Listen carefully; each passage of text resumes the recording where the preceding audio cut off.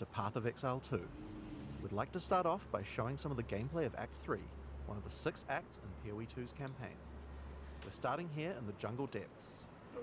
Act 3 is set in the ruins of the Vaal civilization, which fell thousands of years ago. Jungle has taken over their former once great cities, and we'll be exploring it using one of our 6 new character classes, called the Monk. In POE 1, we had one character class for each of the combinations of strength, dexterity, and intelligence. When looking at the design of POE 2 though, we realized that many of the new skills that we were trying to design just didn't really fit thematically with the existing classes that we have. Being a spellcaster with a bear form makes sense for Strength Int, but it doesn't really sound like something that a Templar would do. We realized that since we had new mechanics for every attribute combination, it actually made sense to design new character classes to explore the new themes. In POE 2, every attribute combination has 2 classes associated with it. Strength Int has the Templar or the Druid, on Dexterity you have the Ranger or the more spare-focused Huntress, and on Dex Int you have the Shadow and the Monk, which Mark is playing here. Each class has its own 3 ascendancies. Yeah, I know, right? Only that class has access to. I'm just super keen to rewatch it through. We're going to get a lot of new stuff in the next 2 days. Quest rewards you're offered on the 2 variants are tailored to the class, but of course, this is POE. You can still mix and match anything to your heart's content. Pretty keen for some of these Looks like we've fights. come across the boss for this area. In POE 2, every area of the campaign contains a boss of at least this difficulty. That's over 100 bosses to fight as you make your way through the campaign, and they all have unique mechanics to learn. It looks pretty awesome, not gonna lie.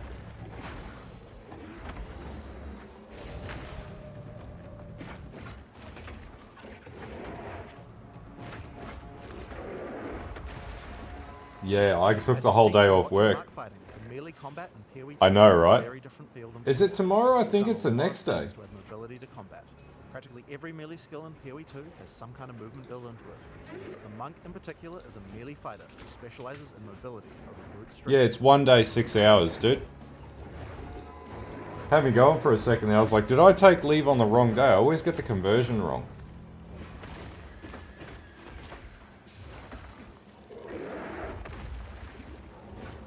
Like, I'm thinking about this from playing warrior standpoint. It's going to be dope.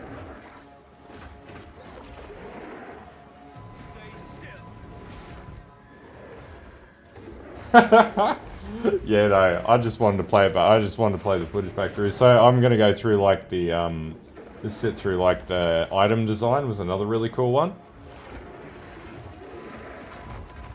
Tomorrow in America makes sense, yeah. So on the live stream, I'm going to be streaming on both YouTube and Twitch, and also on release for a little bit. Whenever an enemy has a blue indicator over it, it means the monster has low enough life to cull with. See, the thing is, like, when I tried this at Exilecon, because I was at this Exilecon, there were like 2 to 3 link skills, if not 1 links. It's in 1 hour, 1 day and 6 hours. So, like, what's that? 30 hours? It'll be 5 AM Australian time. Accidentally targeting slightly off the monster, the skill will automatically lock on to the cullable target, and will even do a small amount of pathfinding around obstacles. We really want to make sure that when you've got an opportunity to use the skill, nothing is going to get in your way. So I like the dodge has auto pathfinding, so you're not going to get stuck on stuff. Skills to power up. A great follow-up is Falling Thunder. Falling Thunder without a power charge just creates a relatively small lightning AoE in front of you. But do it with some power charges and it turns into a pack clearer with a large number of extra projectiles. Yeah, I'd say so too. One thing you'll notice here is that like almost once you get linked up skills, it's going to be a lot better than what they've shown. Extra movement built in just in case you need it. Using the skill within range and you'll do a flip in place. But use it at a larger range and your character will move forward while executing it, getting you into position without any time penalty. I stand by monks are going to be OP as shit. Yeah, exactly. No weird movement interactions. Get a short period to redirect your target. Notice how you can start the skill facing one way, then whip the mouse sideways to land the skill in a different direction. In order to get power charges, you're going to first... I forgot about that, how you could, like, on the fly, like, readjust your character's position. If you want to charge right in, Whirling Assault is a good option. It doesn't do much damage per hit, but it covers a lot of ground. And notice how you can turn as you do it? It is tomorrow. This is the Exilecon footage. You never lose control of your character in POE 2. If you make a turn at the right time, you can get a couple of extra hits in on the monsters, getting them into range of your cull. Yeah, I want to see endgame too. They've got to show us some endgame so we know what builds actually look like. Because they haven't really shown us any real gameplay at this stage until they show us endgame. We've now entered the Vaal Mechanarium. This is the place where the Vaal built the various constructs they relied on to power their civilization. Now this is a find! A Vaal ruin that hasn't been looted? I'm in Australia, I'm on the other side of the world. One useful feature that we've added is the ability to call in NPCs to where you are, to give you more information, help you with quest objectives, and so that you don't have to always go back to town. In this case, we'll call in Alva to find out what to do. This mechanism, if powered with a small soul So we can pretty much confirm that incursion's going to be in it. there should definitely be soul cores somewhere around here. They had to power these constructs somehow. As Alpha said, we need to find a soul core to open this door. Let's explore. If you want to shave off some life without getting too close to some of the more dangerous monsters, a good option is Wind Blast. I reckon, like, Wind Blast choose also the does Merc not class. cool The down. Merc class It keeps the is... enemies back. The closer they are, the farther they're The projected. Merc class, they It's a great basically said option was going to be the for easiest quick class to damage start damage. on sort of Note entering that into the the bigger game. enemy is, the less Range, damage. So if you're WASD. trying to push back some But giants, isn't gonna really, be- like, you're just going to apply whatever skills. If it's got good scaling, you should be able to get into it pretty easily. Yeah, I wasn't a big fan of Temple. Temple is really repetitive. That's the thing, dude. We haven't seen anything about this game. Like, we've seen this. This isn't telling us very much at all. Yeah, minions are going to be easy. I think warrior is going to be a harder class to play, but it's going to be more fruitful with some of the builds, and I'm all there for it because I like playing warrior and tanks and stuff. So max block is going to be it, and directional blocking as well is going to be really cool. Keep investigating in here. Whether or not it fully mitigates damage is another question, If or you if need it's to like defeat partial tough enemies, mitigation. It might be time to break out some of the ice skills in the monk's arsenal. Glacial Cascade creates a wave of ice that moves slowly in front of the player. It's pretty ineffective against fast-moving monsters because most of the damage occurs right at the end of the wave, and so a lot of monsters will just walk right by it. And But see, like, we're find a seeing way to skills make here monsters that have like just the 1 right or place. 2 gems in them, Very effective. but aren't modified In order by to do that, very you much. probably want to freeze monsters. The monk has a few different tools to do this. A fairly simple option is to get right in the monster's face with Ice Strike. Ice Strike doesn't do too much damage on the first 2 hits, but attack 3 times in sequence. Yeah, and that's you get off a true. combo that has a much Flasks higher just chance to are freeze. outdated. Zombies are Nail going to that be freeze, nuts, like and charging then zombies go into for enemies, Glacial Cascade. or like making super zombies. Remember how Glacial Cascade had that extra damaging spike at the end? If you've hit a frozen enemy with that spike, it shatters the ice on the enemy and does a devastating amount of damage. But understanding the combos like that, where you need to know the combinations Oh, yeah. of skills, I is just, going to be casually interesting. mentioned rolling back before. Did I forget to mention that in POE 2 we added a dodge roll to every character? Just press spacebar at any time to roll. There's no cooldown, no limitations. It even has a bit of built-in pathfinding so you don't get stuck on things. When you dodge roll, you're not invulnerable. If something hits you, you're going to feel it, but most things will not hit you. That's because while rolling, projectiles and melee strikes will always miss. You'll have to roll out of the way of a slam that has AoE, but anyone swinging a sword or throwing a fireball is going to miss. I think the game's going to be Another like, really this is like important function of Act 3 dodge roll is that gameplay, it lets right? it cancel out of almost I any reckon the skill game's going to be a anytime. lot faster in the This makes it so endgame you than don't we feel think it like might you're be. getting stuck doing a long animation when something is about to hit you. It really changes how skills with longer attack and cast Flash work. setup? What do you It mean? makes dodge roll feel like a very reliable way to Oh yeah, flash set. Nah, no, there's no more flash. They're adding trinkets in, or something called trinkets. The monk specializes in mobility, so it makes sense that he would have a few more. Wave of Frost is one of our new attacks with a retreat built right in. You move backwards and throw out a cold attack with a significant freeze. The great thing about this is it puts you at a good distance to follow up with Glacial Cascade and do a whole pile of damage. Hey look, another soul core. Fair enough. Another skill you can use to get some extra freeze is Shattering Palm. Shattering Palm is another palm strike that puts a small ice bomb on your target. Kill or deal enough damage to the target and the bomb will explode, doing some damage and a significant freeze. It's a great option against bosses where the wave of ice might not be enough to get that freeze off, but you really want to get that Glacial Cascade. That's it. Things are going to keep changing once the game sort of comes into EA, and then they're going to find problems, and most likely going to find a lot of breaks in the game. But like, we're not even going to see like true endgame as well in the early access. The final skill we're going to show you today is Flicker Strike. It's a monk skill now, and another skill that can I sort of like that Flicker Strike as a monk skill. You know what to expect. I never realized they actually showed Flicker Strike. It's a great finisher for tough boss fights, and it looks pretty impressive too. Like, it's still going to be a fast game.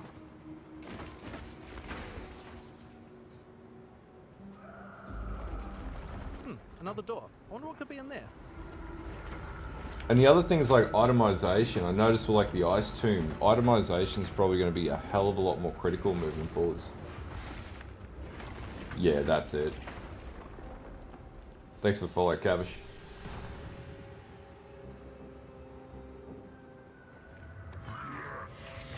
But these boss fights are going to be wild.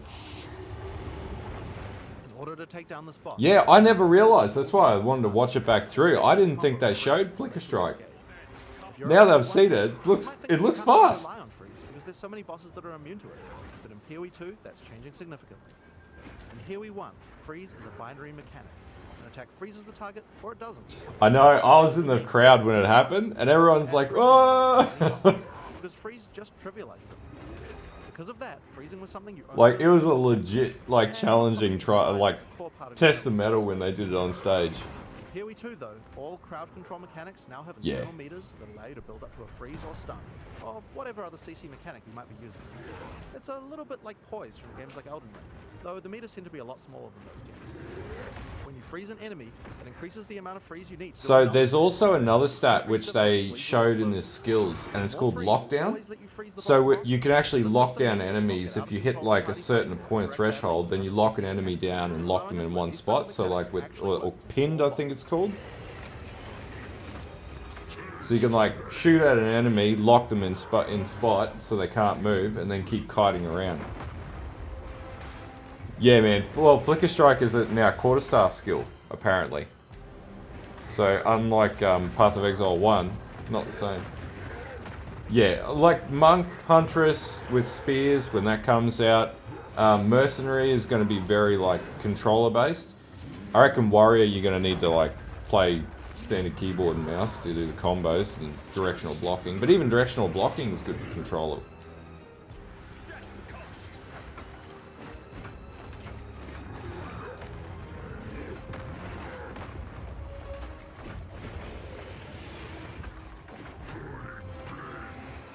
Yeah, your controller will work on PC, yeah. Like, and the other thing, like, and I think I made this comment when I was at Exilecon, like, streaming afterwards, like, they're only showing, like, 1 and 2 link, and maybe 1 3-link skill here. They're not even showing, like, progressed skills.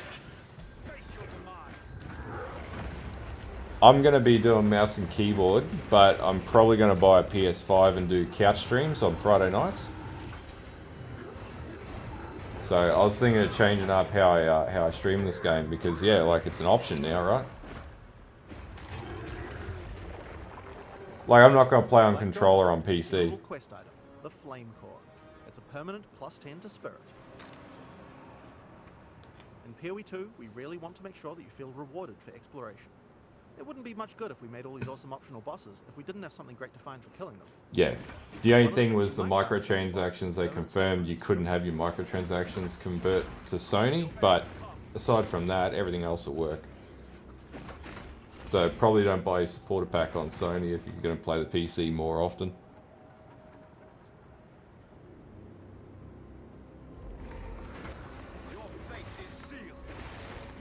You should get access to the supporter packs on the announcement morning too.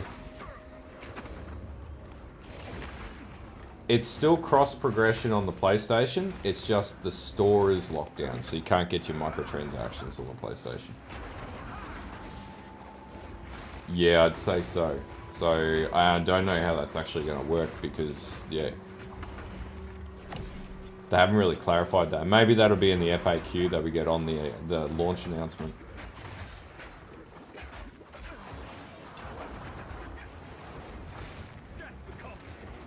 Yeah. Man, you gotta play POE. If you're gonna play it on PC, you gotta play it with mouse and keyboard. Yeah, to get into it, unless you've already spent money in the game, and you've already, like, you know, there was a certain threshold, they said it was like $500 or something like that, but they haven't clarified that detail yet. Yeah, well, you know, with the stuff with Helldivers and stuff like that, I guess we're not surprised about what Sony did with that shit, so... that's not these devs' fault, that's just a greedy company at the end of the day. Octavian is going to send a friend invite, which we're going to accept, and then they can play together. The Sorceress Yeah, is the that's new it. intelligence-focused character in PoE 2. While the Witch focuses more on Oh, occult magic no. and summoning, the Sorceress is themed around pure elemental destruction. Let's have a look at how she plays.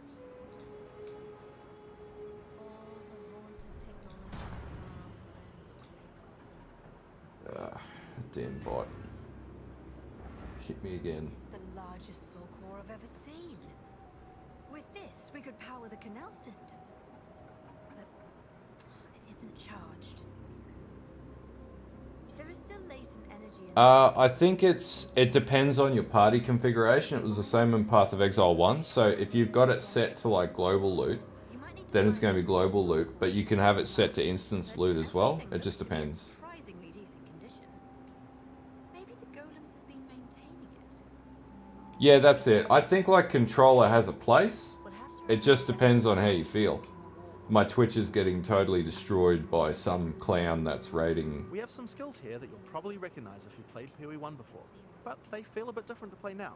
Man, minions are going to feel awesome.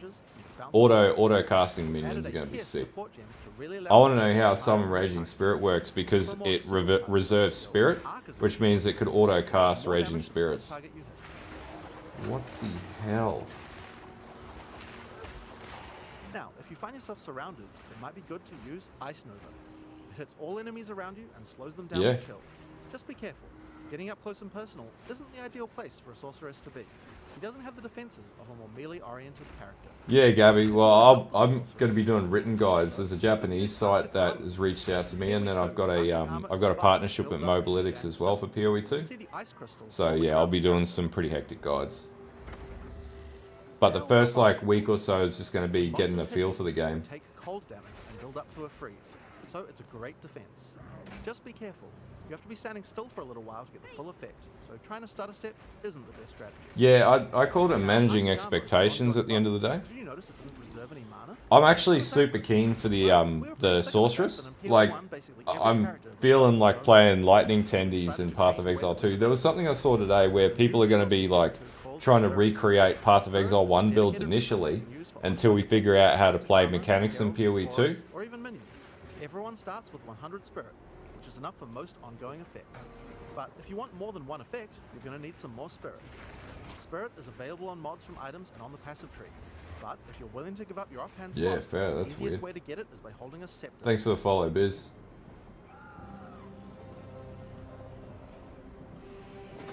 Now, if you want to increase the cold damage you're dealing, you can use a frost bomb.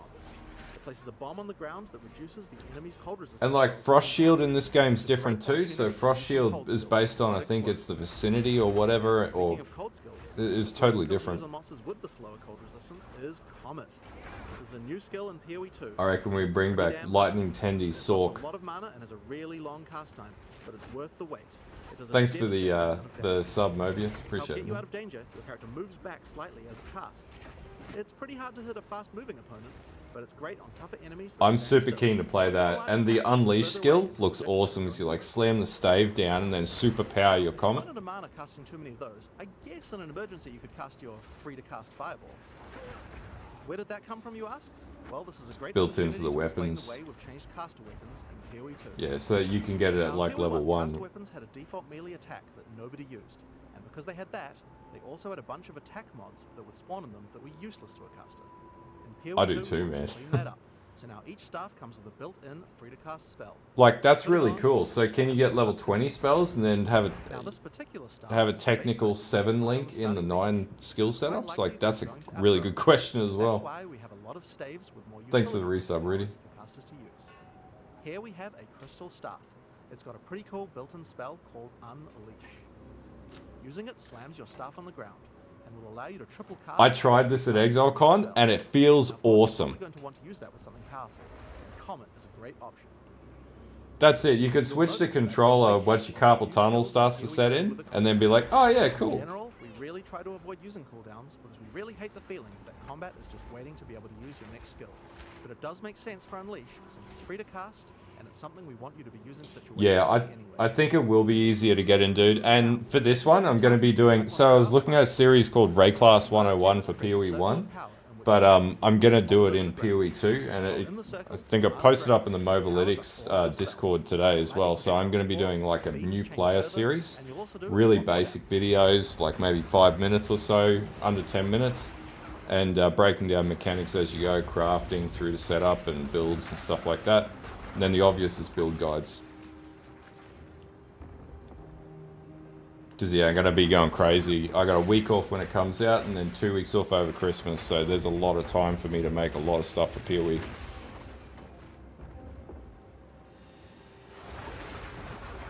Yeah, well, that's true. So with all of these skills, here's a great combo to try. First, cast Frostbomb to reduce the target's cold resistance. Then use Mana Tempest to increase your damage. Follow it with Unleash, and then triple cast the Comet to do a truly insane amount of damage. I like the comboing. There's just a lot of shit that you can do with this.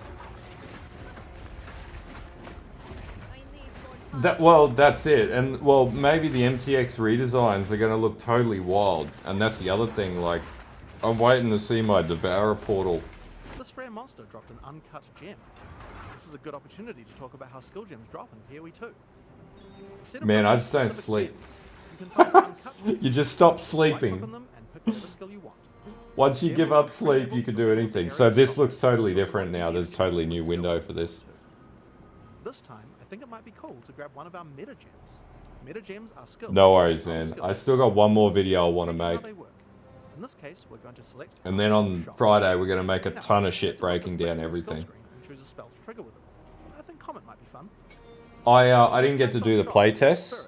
They did it in the States and I'm in Australia, but I did go to Exilecon last year and try the game. I actually tried the game at the first Exilecon as well. It's just like, it was crazy then, and now it just feels ridiculous. So I got to try the Sorceress and I tried the Warrior.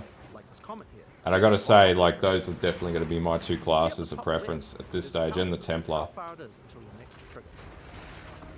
There you are. Using Cast on Shock, we'll automatically cast Comet whenever we're using our lightning. And that's really cool, the Cast on Shock, because you could basically just have Cast on Shock, Cast on, like, Freeze, and just have a perpetual, like, engine of auto casting. So we've found the generator. Time to power it up.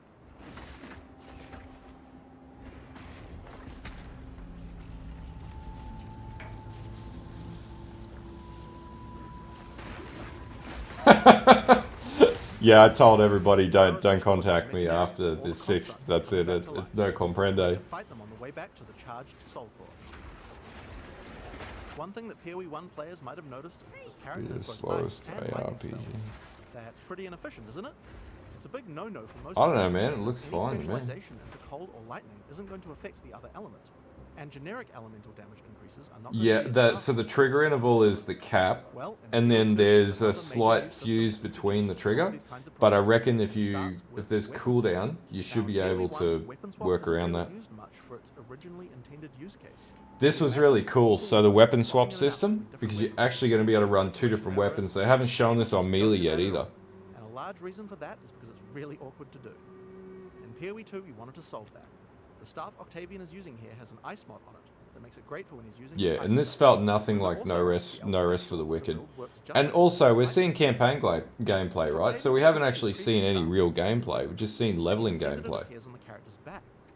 Now we're going to open up the skills screen. So there'll be like a standard beta wipe.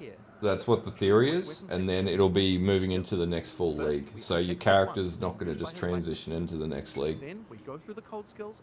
It'll be the same as POE 1, just treated like a league. That's what they've suggested at, or hinted at. Now, when we use Spark, the character will automatically switch to the lightning staff on his back. This was really cool. So you could actually trigger it based a switch based on the weapon. Figure each skill for which set to use. Or both if you don't mind. Yeah, it's really cool. Penalty to switching, so it can be good to leave some skills on both sets if it doesn't matter which weapon set you're using. But we still have the problem of passives.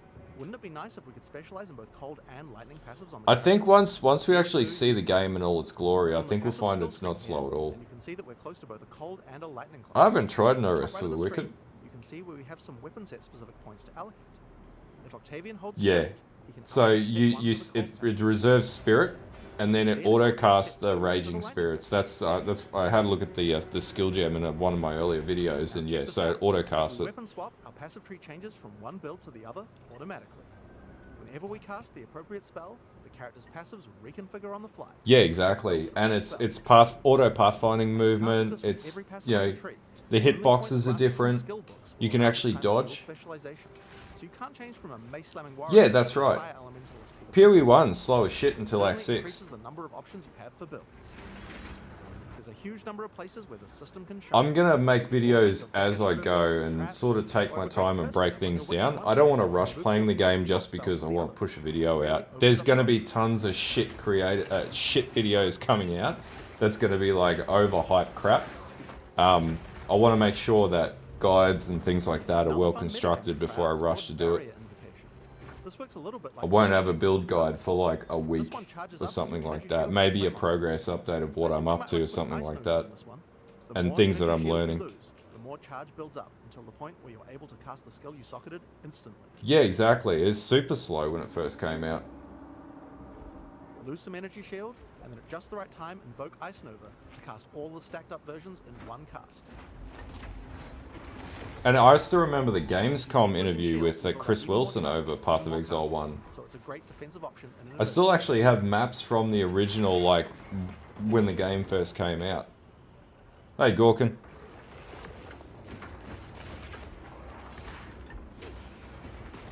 I think they're going to port over a bunch of pretty big endgames. Like, you know, you got Alva Ritual. If they put Delve in the game, seriously, Delve's like infinite. So it'd be crazy.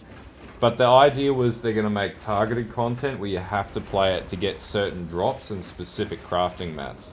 Which is sort of how it works now, but a much more sort of refined version of that. Here we are, back at the charged Soul Core. All we have to do now is take it. How hard could that be? This is this funky ass boss that they show in a lot of the promo stuff.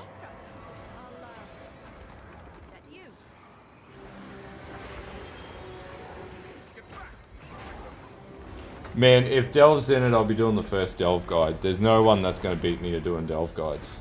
I will be living in Delve. It's not going to be slow though, man. Like, you're watching gameplay of leveling characters.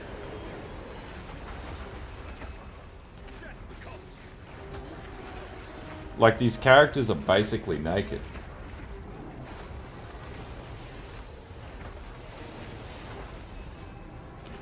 I don't know, if they're putting a moderate endgame in, I'm on the bench there. They may make it so that it's not level capped, because it'll be, if you think about it right, it's going to be really hard to get to level 100 if you've got an XP generation cap. Like, at this stage, Scuzzle, you're just trolling. He's got good guides. I got no beef with one mana at all.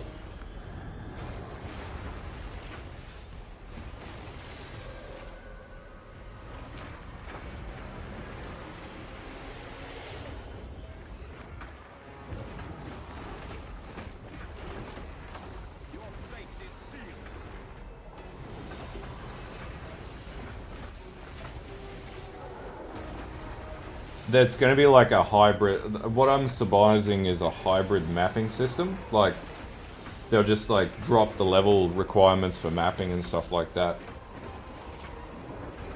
and drop the overall difficulty. I'd say it's going to be custom made for the EA until they finalize into the final launch.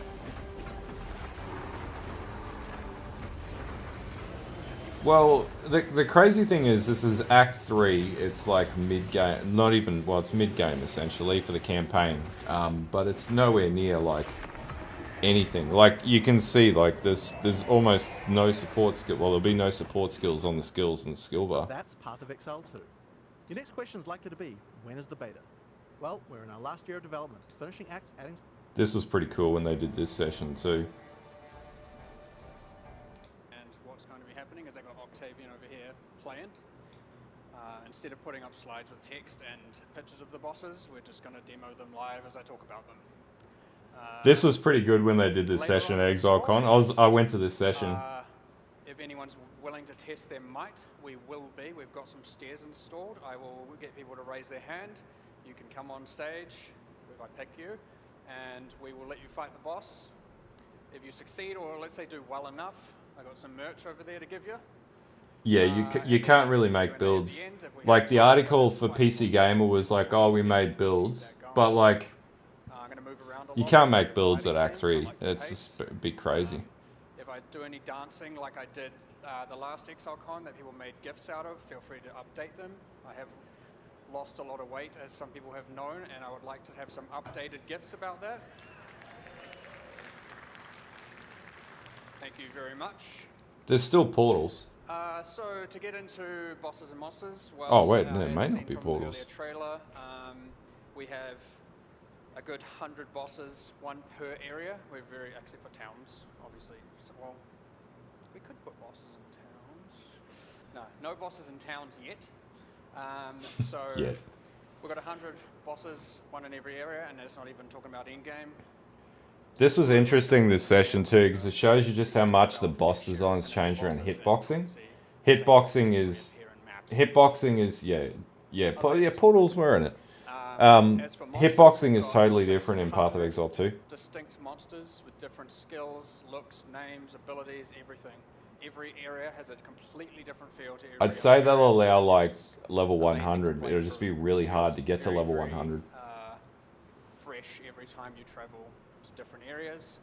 You're not getting a lot of the stale repetition. Apparently in Anubis it's going to be like a reduced endgame or something of that nature, but we won't know until the announcement when it comes out, or when they announce it on Friday or whatever. What we've got. Now, making bosses is probably my pride point of working at being a game designer. I've got that It's one something I'm lined most up proud next. of, and the That most was a exciting really, thing really was, cool session. I like to see them kill people. And that dude was funny as hell too. It's fine. I practiced that Thanks a for lot. follow Big Driggy. It went good. That was not on purpose, just in case anyone was aware. That wasn't a genuine accident. I did die. It did kill me. Yeah, he got wrecked in the gameplay, It's fine. like when they were doing the play test. Well, Octavian here. We've got, again, very little rehearsals. I'm pretty much just going to be telling him what I think we should fight, kind of picking them somewhat at random. I'm going to be going through slides and back a whole bunch, but there's nothing to really see but a game client up there. I've just got some real... This one just says intro numb monsters. That's all it says. So, winging it. All right, so we're going to have Octavian go to fight Krutog, who is in the Volcanic Warrens in Act 4. Act 4 is my Yeah, that was favorite act pretty for cool. bosses, and the reason being is that you can travel to all I these went to different that in islands. person. So That's a good as session. For most acts, they have a consistent theme. So you've got Act 3 being very Val and jungle. You've got Act 2 being very desert Marrakech. You've got Act 1 being the Ezomite and the Gothic There we horror. go. That Act should be better. 4 is, it has the Karui consistency through and hints of it, but every island is just a different I really like the art So you get design of this the warrior. I think the high warrior looks diversity sick. of different kinds of bosses. And that's really cool, and monsters for I think that he matter. does. That's really, really cool. It makes sense that he would.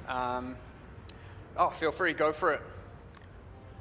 I'll talk about it as well. I'll try and get out of the way just a little bit. This is Krutog,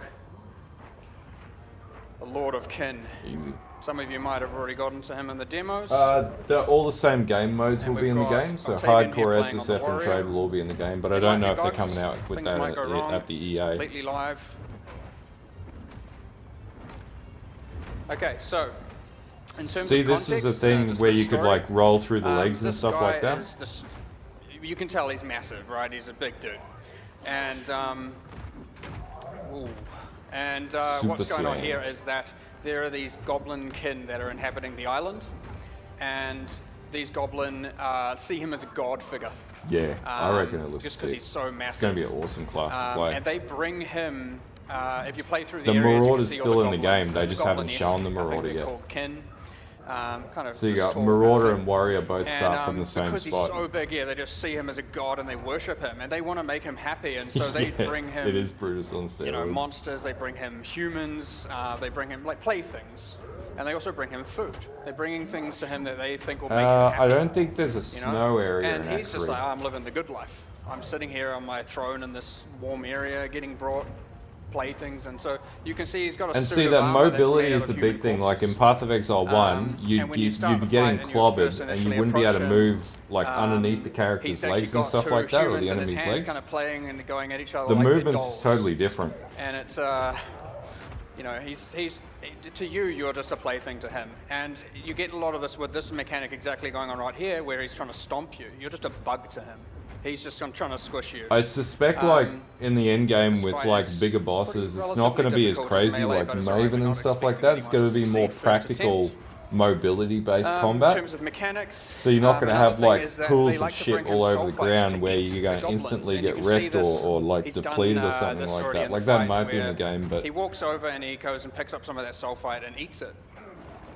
And this unlocks two new abilities. yeah, there that is. he's There's a doing now. Templar One class is and it has the flails and just shields burp. and He does a like big burp that lets out elemental a and wave intelligence, of, strength and partial chaos, intelligence. partial lightning damage, because it's electrified voltaxic sulfite.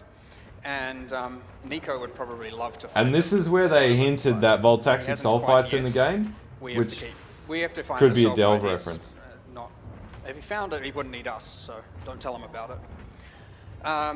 As for the other mechanic, he does a big vomit, and it creates a growing puddle of degen, and which he can do two, so there can be two active at once. I really and like obviously that super creates hit. more pressure. exactly delve straight to Makes hell. it harder, more claustrophobia, which I like. The to have in super these hit fights. is so cool. Now, when he's trying to stomp you, you've got a lot less maneuverability.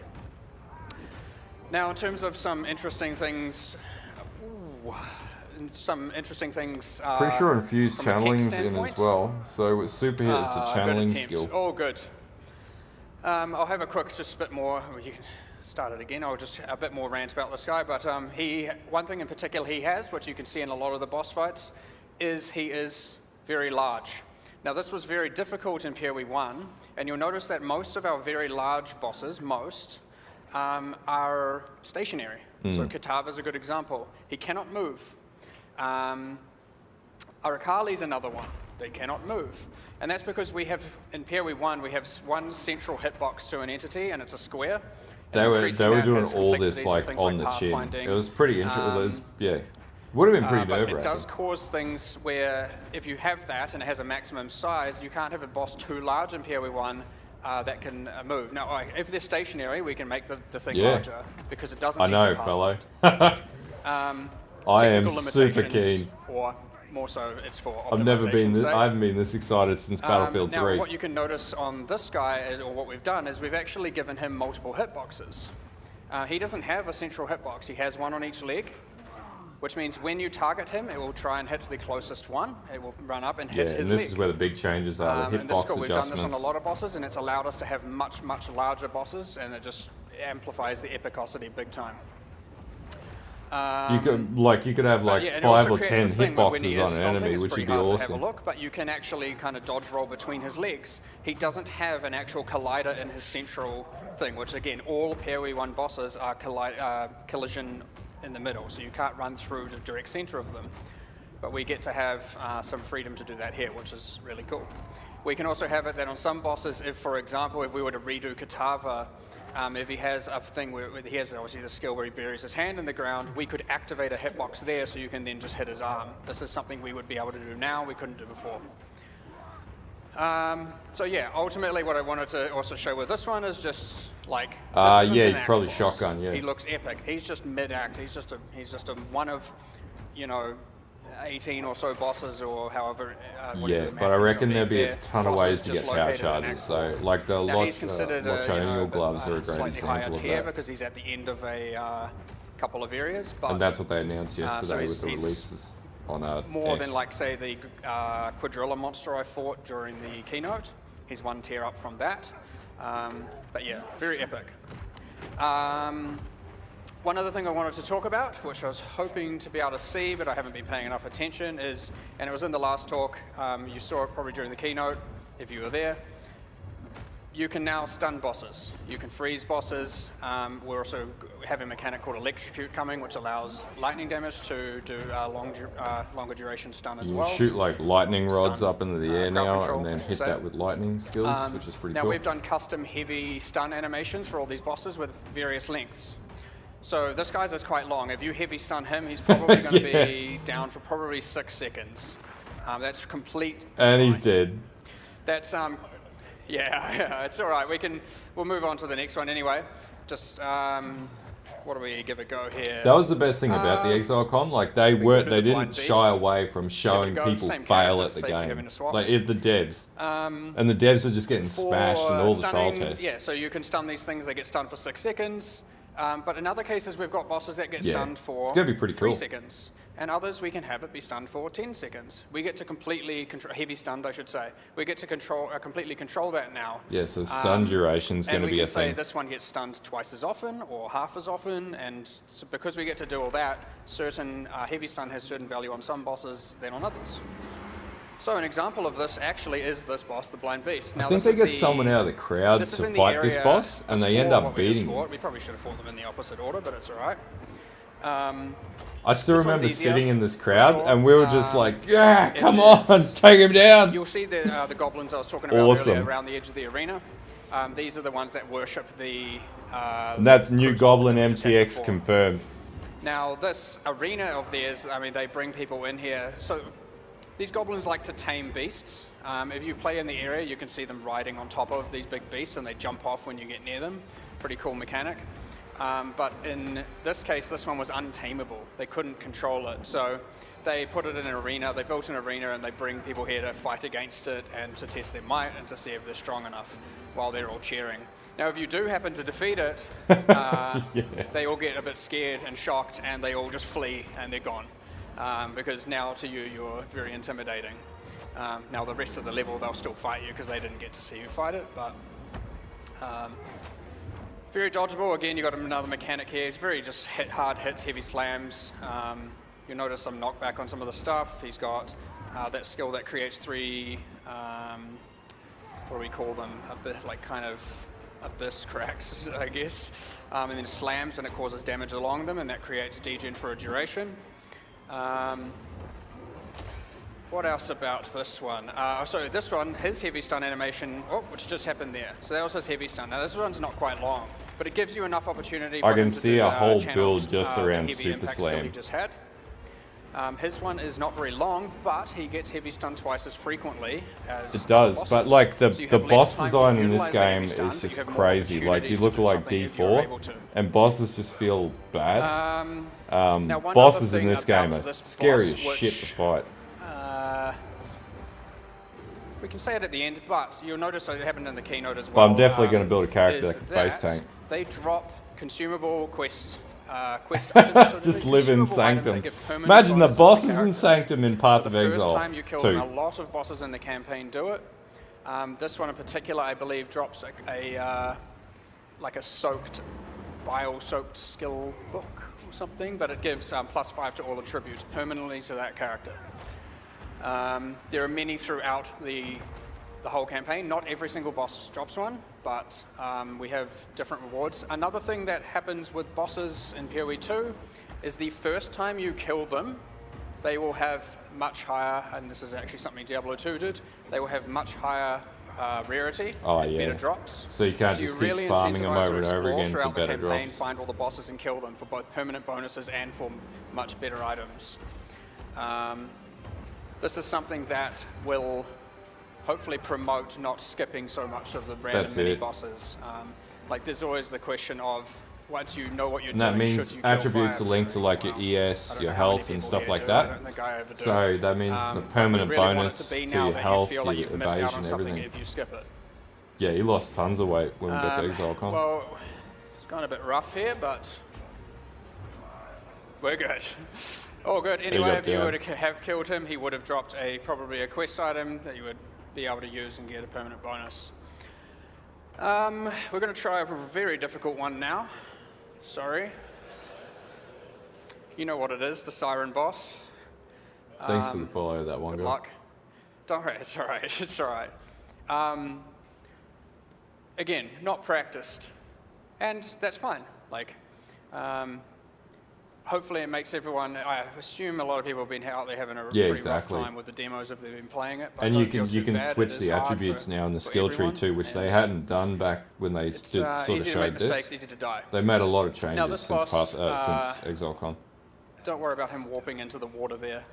You're going to just see some stuff that we do behind the scenes. Yeah, exactly. Otherwise, he's going to have to clear through all the levels manually, and it's going to take. I mean, my talk will be over, and he wouldn't have even got here yet. Now, what do we got to talk about on this one is, well, I'll give some context again, just for interest's sake. So, this is this boss was Diomora, apparently siren insanely of, the difficult. Song of Death. She's a siren in the cave. You obviously get some Merveil vibes straight off the bat, but it is pretty much a modern-day enhanced Merveil. And what she does is turns people to stone. I think he gets wrecked really quickly. This one's rough. I'm sorry. I'm very sorry, Octavian.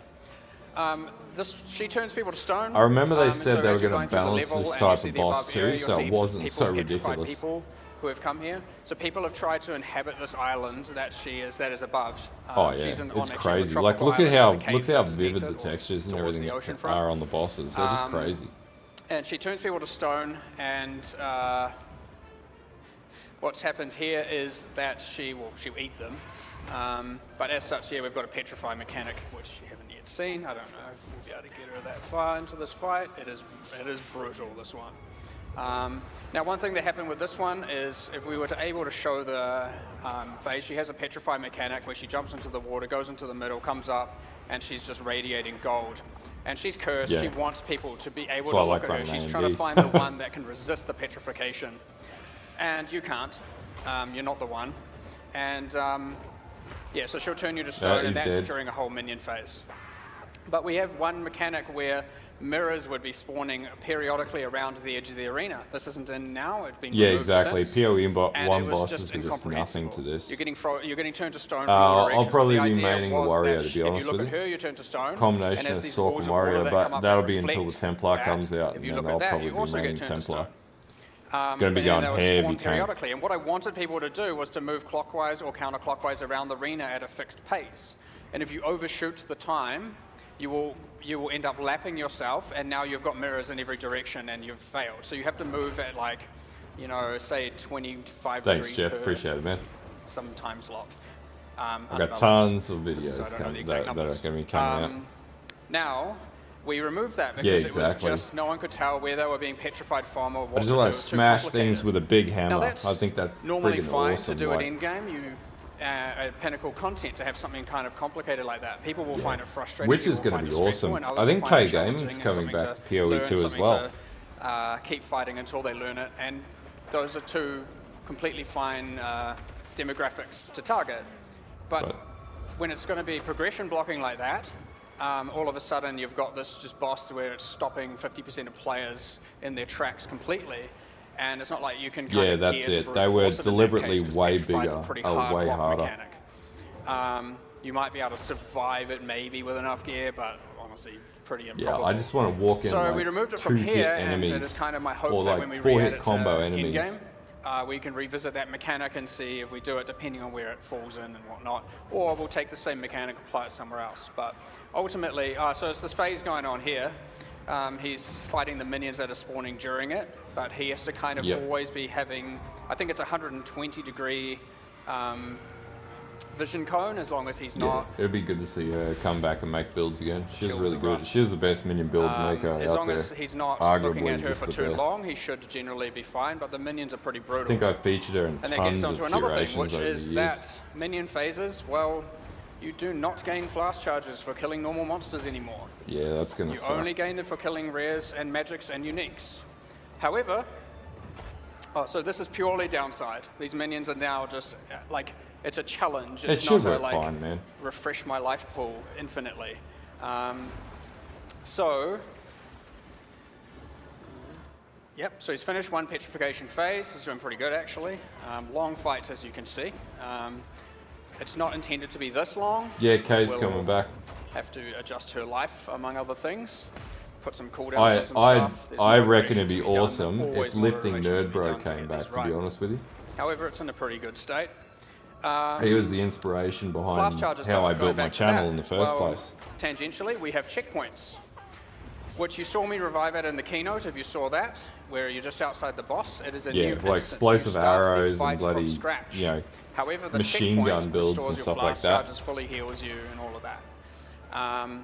If he needs flasks right now, it is our expectation that he finds an opportunity to town portal, which he just did. Yeah, You'll fair notice enough, it has yeah. an animation during boss fights. I reckon you now this is a have bit extreme with the flash I charging wanna say system. That's about 2.5 to 3 seconds. Yeah, I reckon we'll but see a don't bunch of remember the creators exact come thing. back. It is It'll be good normally to see them instant, come only back. if you're in a boss fight. Do you do it? Does it have a cast time like that? The other thing is that in order to stop people from just creating them during yeah, Juices emerge hasn't sequences made and any all that, videos of the moment recent, they has he? become hostile Not for a or long time. portals in their arenas are destroyed, we really want, I'll tell you what's disheartening is when you make Katava and you go and see the world firsts, of which some of you might even be here who did this, and you're literally using 40 portal scrolls to fight, going, oh, he's doing a skill, portal to town, Yeah, portal no, back, no and sit in body grace runs period. in And there are other POE ways to 2. do this, but it's pretty disheartening to see. So we're working to make you really actually have to fight the boss, have to engage the boss, have to deal with these things. War. If you were to Alt F4 right now, don't do it, but if you were to Alt F4 right now and log back in, Yeah, you will puts be you back in your previous exactly where state. you logged off, in the exact same state, and the boss will still. So if you're about So to get no slammed more and Alt you log out F4, macro, you're screwed. it does not save you.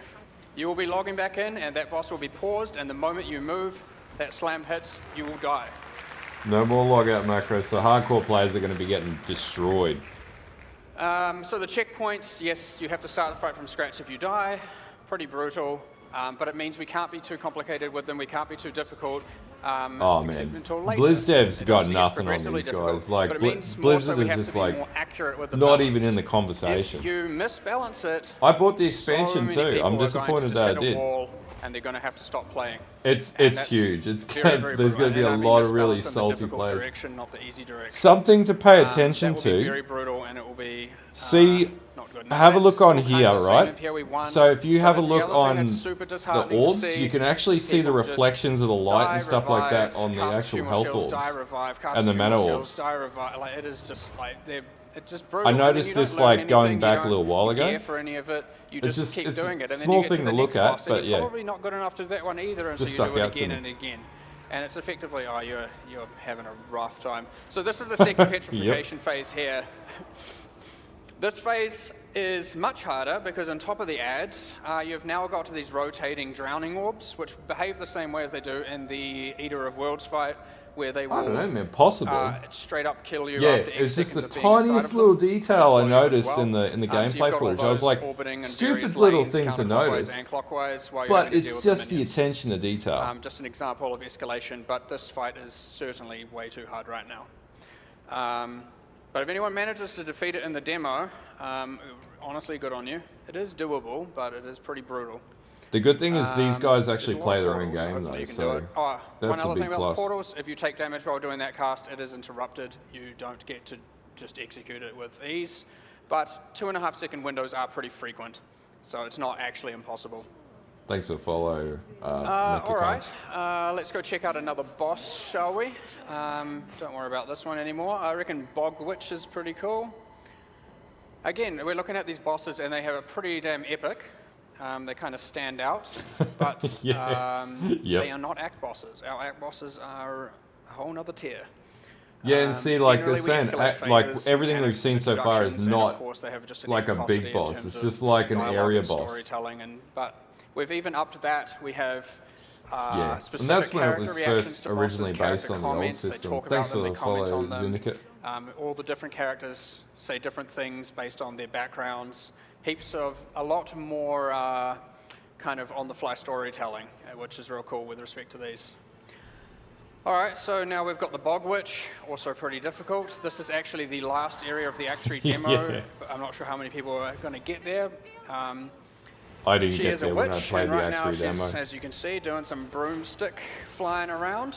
I really actually liked playing Arc. So her Arc first felt main phase, what really she's doing good. now is using bone magic. Felt strong, and you could do it one She button is too. Summoning bone walls and exploding those bone walls. This phase isn't too much of a threat. Well, maybe. maybe not, relative to the second phase. But yeah, as you can see, she is doing a lot of this bone, summoning walls. Now, once you damage her enough, during this phase, or once she's reached a certain life threshold, she's actually going to, oh, brutal. I know, right? It's alright, try again. What I Feel free to liked just is remove they some didn't life come from her in if with you want to shortcut it, pre-recorded just so you shit. can They show it loaded off. up dev panel and they You were can like, legit, it's up to you. fuck it, we are going to show the Got game 24 minutes raw, left. like as it is. And that was the coolest thing about Exilecon last year. She changes phase mid-fight. So once you've done enough damage to her, she'll actually face plant off the broomstick. The broomstick will snap. And then she's like, well, all right, I'll just use my fire magic that she's good at. She'll light all the effigies on the Yeah, edge of the it just arena felt on fire, good to and then she'll play. be able to siphon fire magic from them to do fire magic. So you go from two different, very distinct styles of magic. So and spells in the this fight. melee skills have a lot more And, mobility than what they it used to creates a be, whole so different, you can get over the know, top of those walls phase, really easily. which is pretty fun. Probably find melee is going to be way Hopefully better we at get that taking this far. I sort can of talk enemy about some down. of the mechanics behind that one. Yeah, good luck. All right, let's Yeah, just give that's him a it. go for a minute here. Let him concentrate a little bit.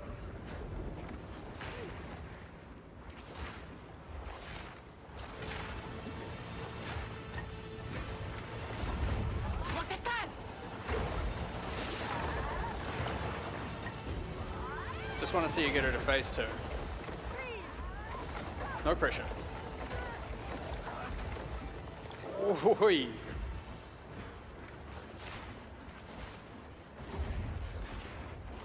It took one of our designers, Jason, a lot of work to get her to do that kind of drifting vibe as she comes to change. So that mechanic, okay, here we go. We've got some fire magic going on. So that one you just saw, she creates 2 walls on either side it's of the pretty player hectic. in line with an effigy and then siphons the fire from the effigy to her. But interestingly, what you can notice here, you can see the fire actually splits at her, sending damage that way. So not only running to the sides is safe, standing directly behind her makes you safe. Yeah.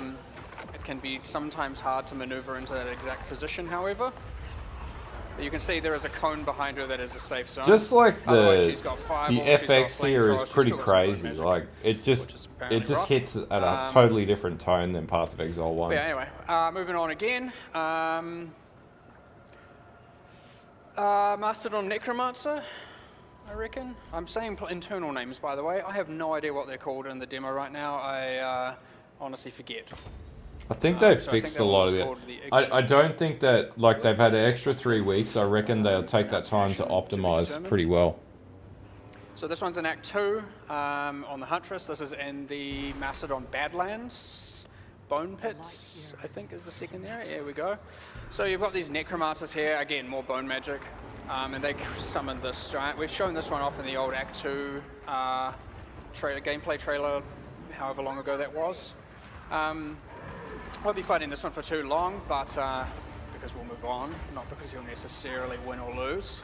But what this one brings to the table, or the difficulties or complexities of this one, is when you've got a twinned fight, how do you make it that once you kill one, it isn't just completely boring and trivial?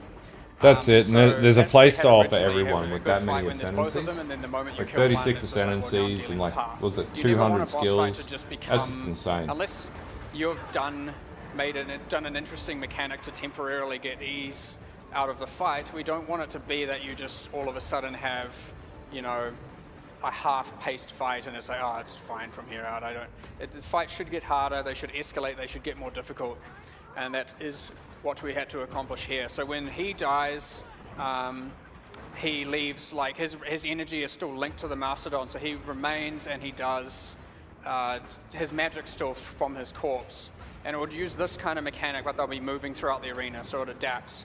When the Mastodon dies, the Necromancer just completely gets a bit angry, or he takes back his power from what he infused into the Mastodon, and he amplifies all of his skills. So his lightning strikes hit differently, his meteors hit differently, different patterns, different distributions. Oh yeah? Now, getting both, Good pickup. that means getting both to as low health as possible together and killing them at the same time is one strategy. If you find it is easier to deal with a buffed Mastodon, then killing the Necro first is easier. and if you find it's easier dealing with a buff to necro, entirely based on your playstyle. Is that a bloody spear? That's a spear. You have those 3 decisions of what decision to make in order to make life easier for yourself. Sometimes it is hard to make those decisions on the fly, but if you go in there with, say you attempt and then you go in for another attempt, we're going to be able to play Javazon builds. It's pretty crazy. I'm going to focus DPS on one or the other. Just let this play out a little bit as well.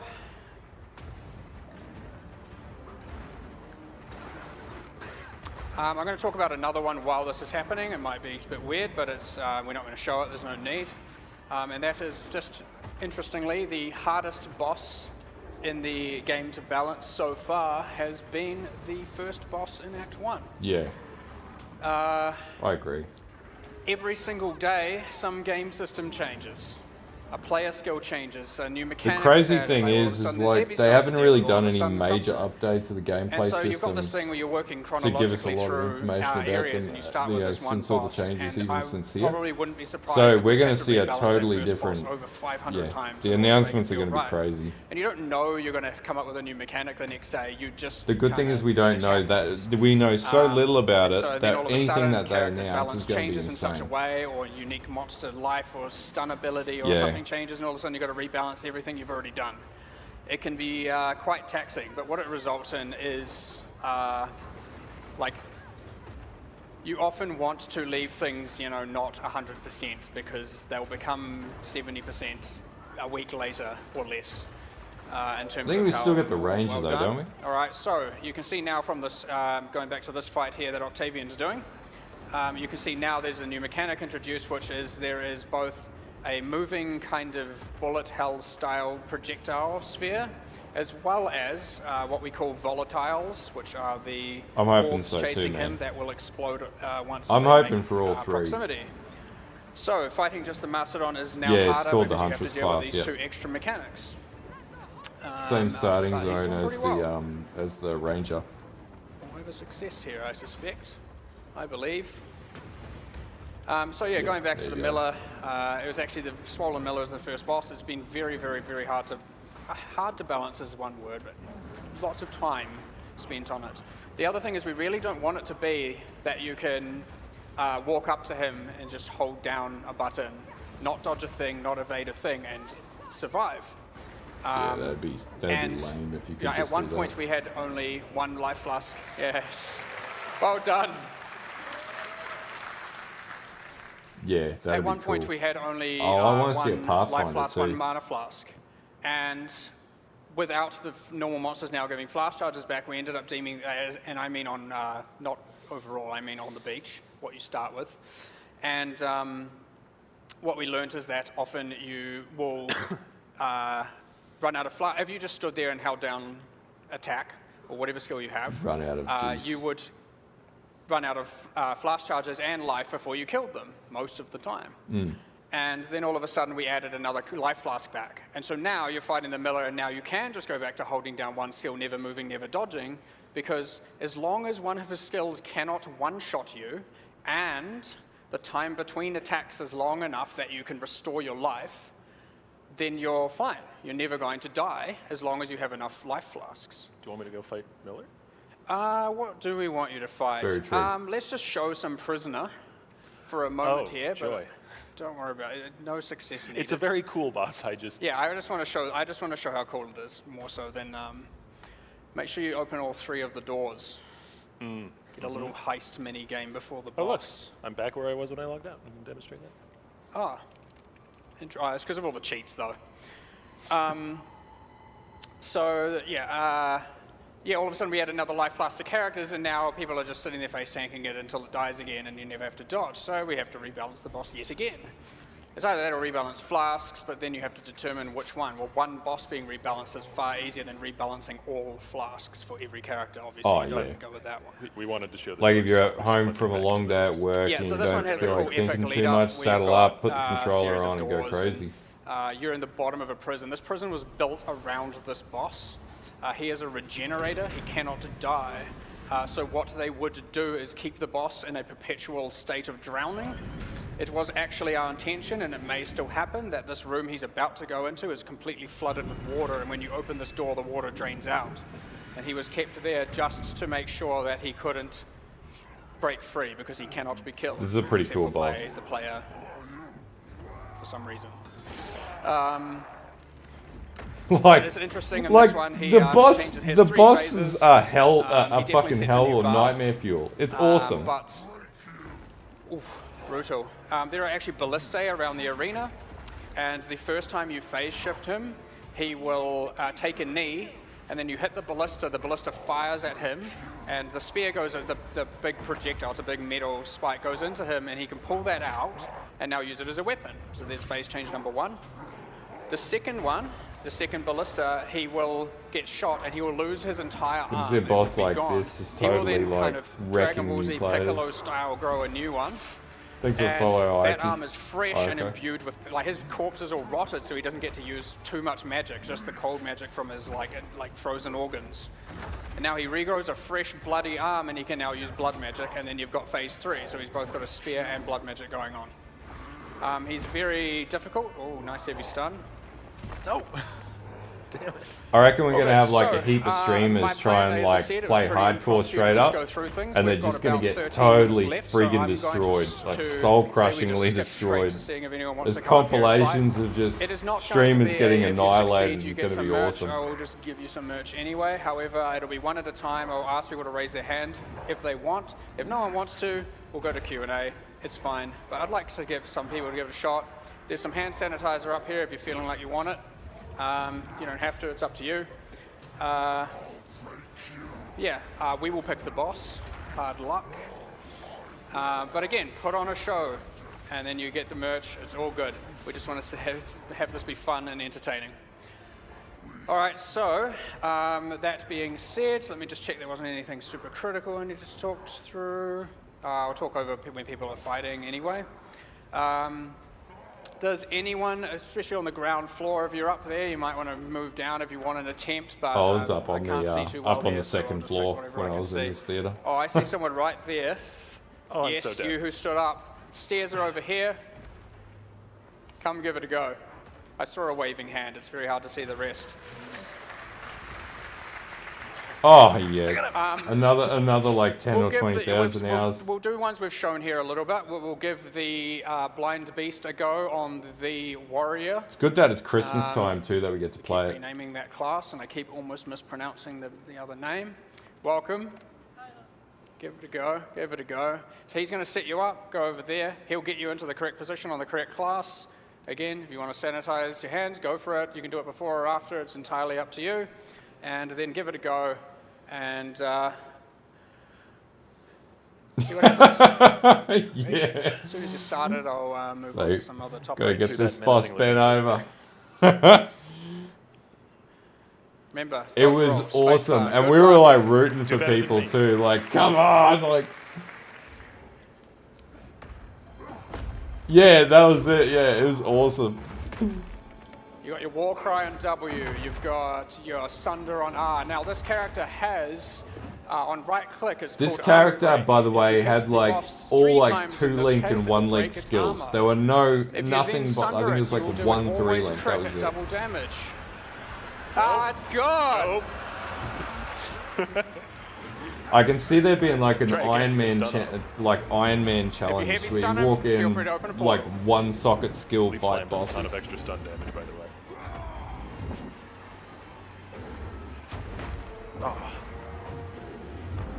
When he's armor broken, using the right click, if you hit him 3 times, R, the sunder, will do an always crit at double damage. E, which is the leap slam, will do a 1000% or 500% more stun damage. So I that think it's fun. 500. I Yeah, think it's that's 500. that, and 500? that's right there I is the put the benefit number of in the there, I combo should know. system. When you do that, ideally you would then heavy stun him. What you can then do is immediately war cry followed by a Yeah, fully powered up exactly. channel Who ground slam. sanitizes their hands before playing POE? And that should do a lot of damage.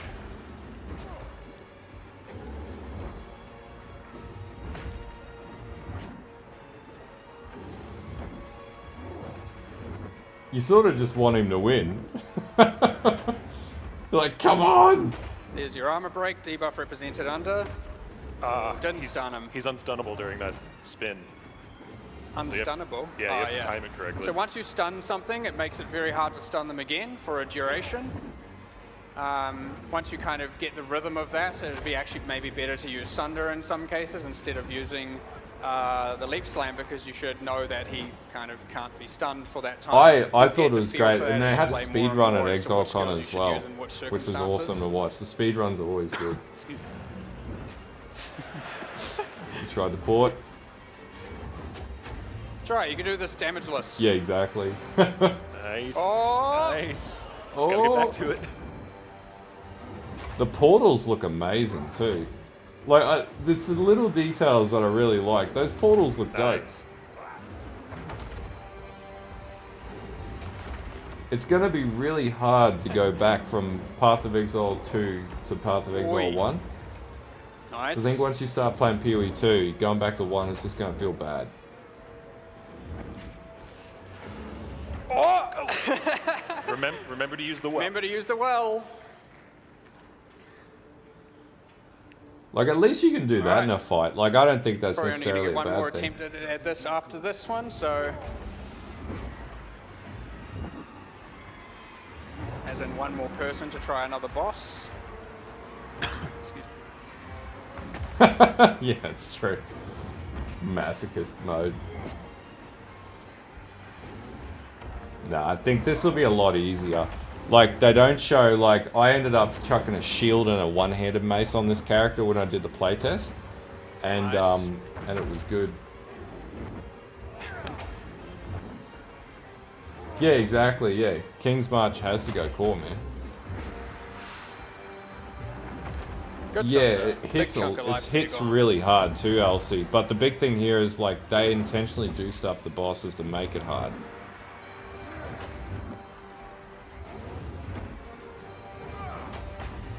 Oh, it's way cooler watching it on the huge screen.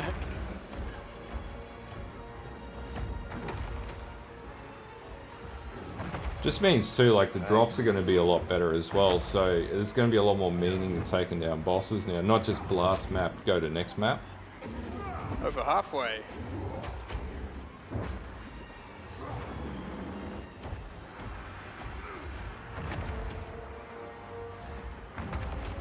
I know it's going to be instinctive to portal here, but for the sake of others trying, I will implore you to try and not, but it's up to you.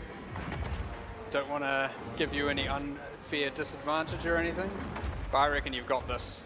Damageless. He has learned the power of Sunder.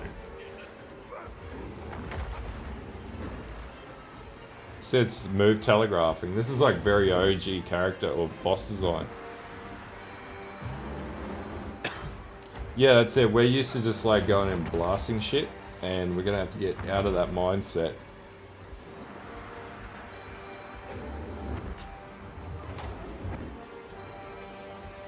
Yeah, that's it. POE 1. POE 2 is not going to be ruthless. It'll be good. Pretty confident.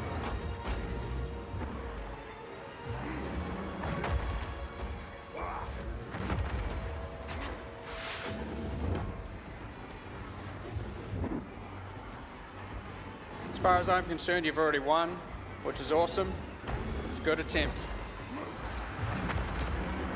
Still yet to be a success. You can still get one clapped here.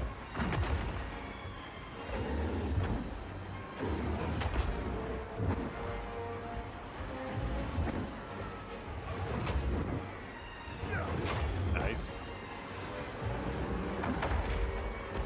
Very nice. Oi. It's Home crazy stretch. that this is only 12 months ago. Actually, it was a year and a bit ago.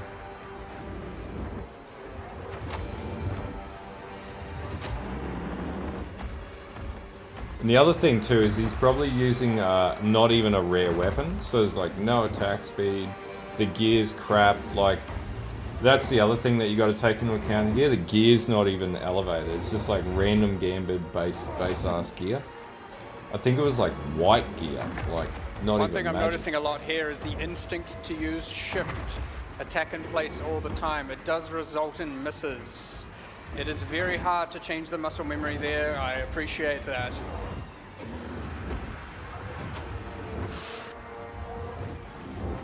Perfect example. Yeah, exactly. You got this. Oh, easy. Do it. Nice. First go.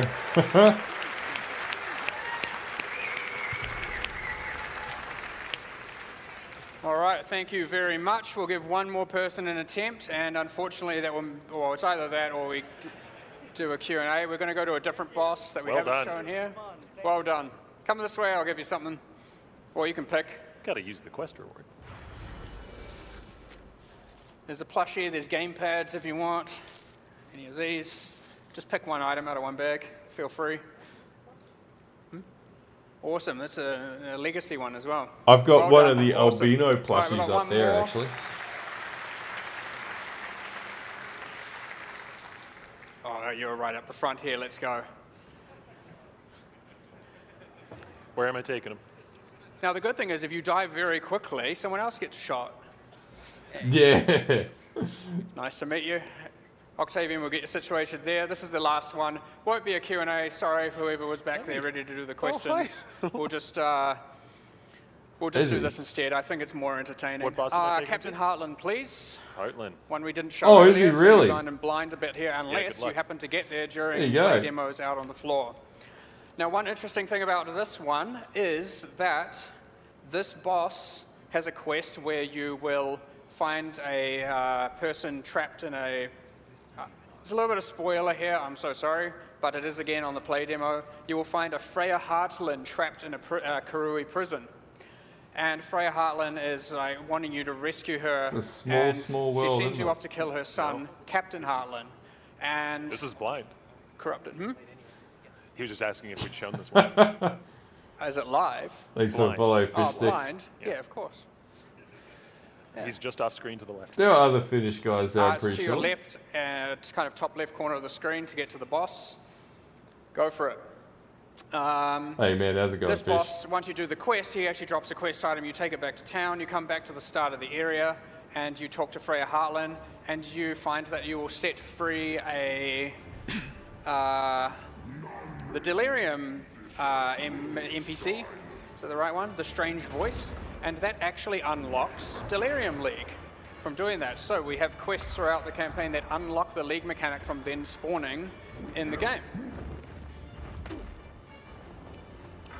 Now this boss has an interesting mechanic where he kind of does a Wheel of Fortune kind of style. I don't know if that's the right thing, but anyway. I hope wheel, Tidebreaker and makes it its lands way on a into specific POE too. mechanic. I And feel then like it flashes might. a particular color. So in this case, it Like, was this kind would of be a good teal, boss which for means he will Tidebreaker to use drop that on. skill until he spins it again and changes the thing. So that one went to a different color, which I think is he will summon a giant anchor from the sky. I can't Yeah, remember the there's a color lot of really good correlations. mechanics Same in color. Last Blind, Epoch, to be apparently. honest with you. And I reckon we'll see that so in we've the got red here, in the which causes gameplay, this like in giant the cannon announcement. barrage to appear. And then It'll we be a long have stream. Oh, that's back to the one from before. But he has a number of mechanics, and the fight changes based on which one of those it randomly yields. So the purple one here, which I believe summons minions. Yep. Yeah, he didn't summon very many that time, but. And he's got 4, I believe, of these, but otherwise he's just got a bunch of pirate-themed skills. You've got the wave that slows and degens you, pushes you. You've got a couple of slams. I love Super Slam. I reckon it's awesome. Ooh, yeah. Put infused channeling on that Is and one just of the like 4 tank mechanics. He's shit. got the cannon fire.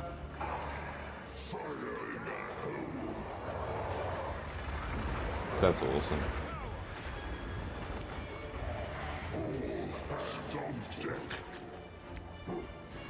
Let's let this play out. Doing pretty good. All hands on deck is apparently 2 hands on deck. Oh, there we go. That's more sense. Just for the team back there, if I run over the time too much, because we've only got 38 seconds left, come and just tell me off. We're good. Oh, you got We're domed. good. Attempt. You got wrecked. Alrighty, well, there's no time for Q&A, and we're perfectly hitting the end of the time. Anything else to talk about here? Any quickly, I didn't even get into any monsters. So, items design was the other one that was really good.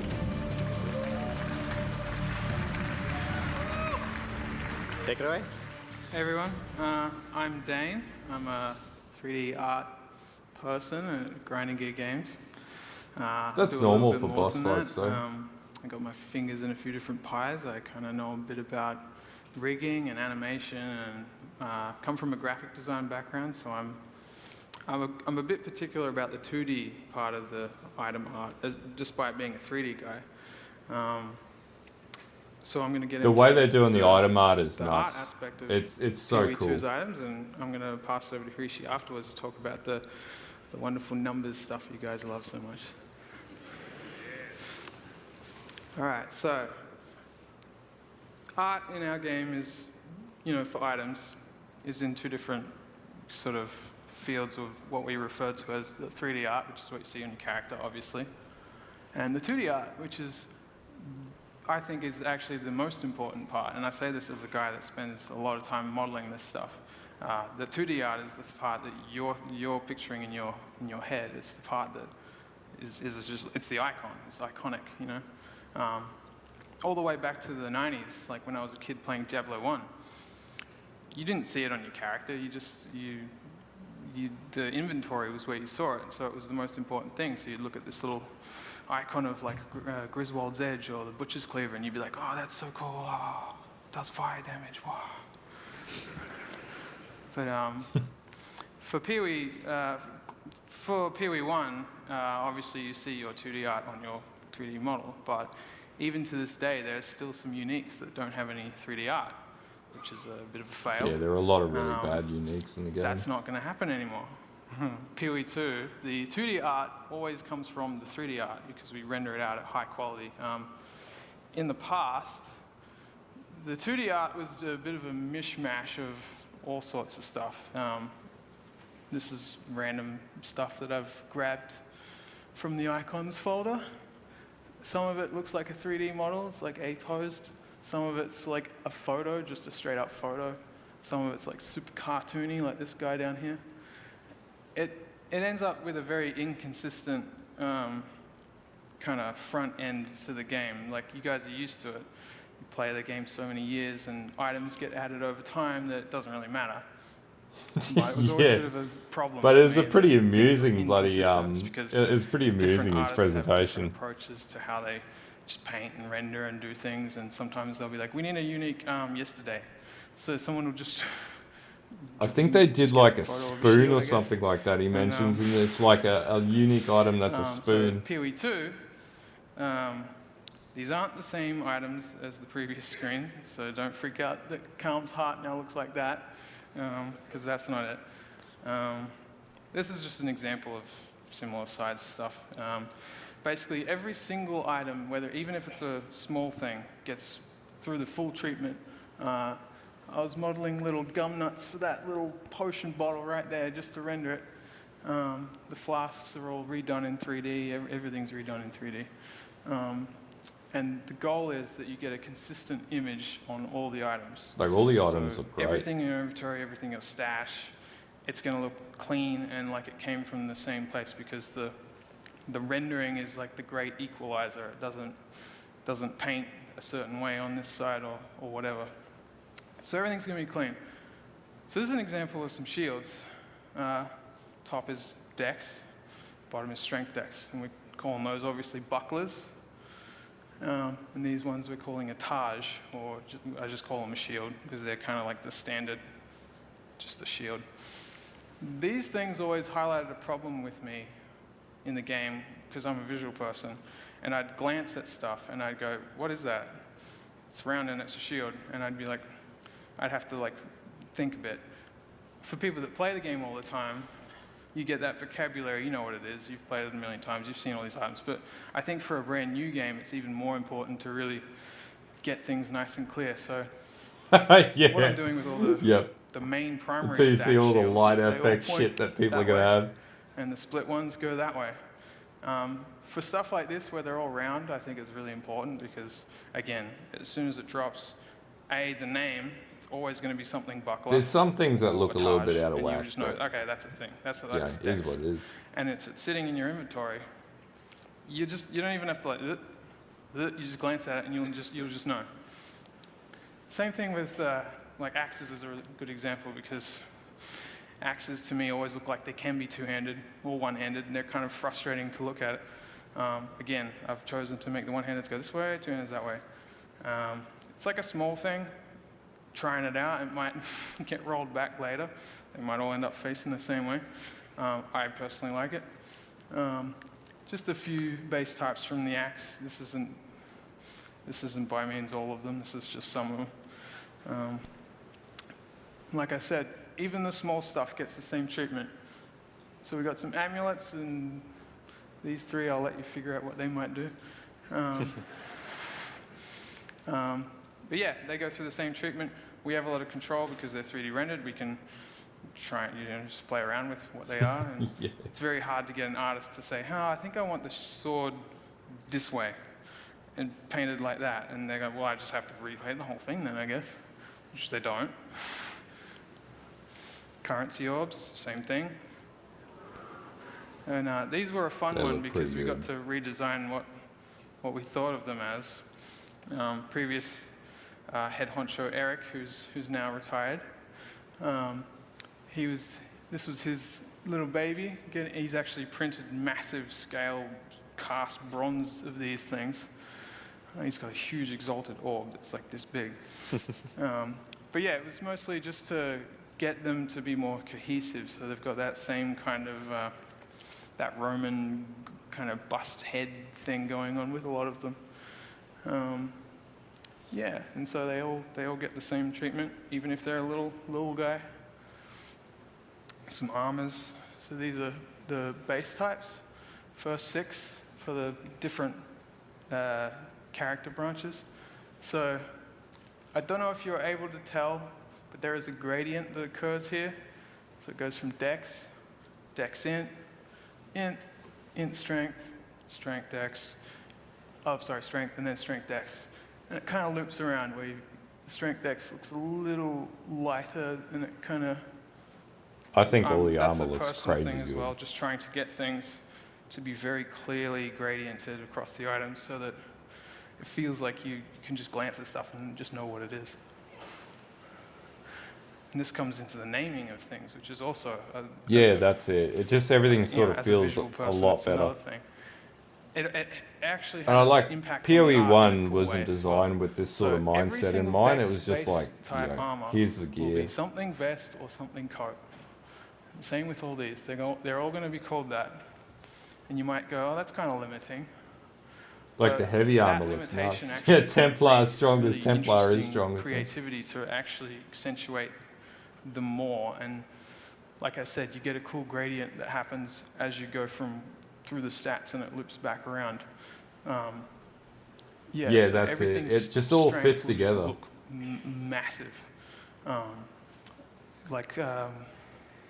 What's the unique, the bronze one with the massive... Brass dome? Brass dome.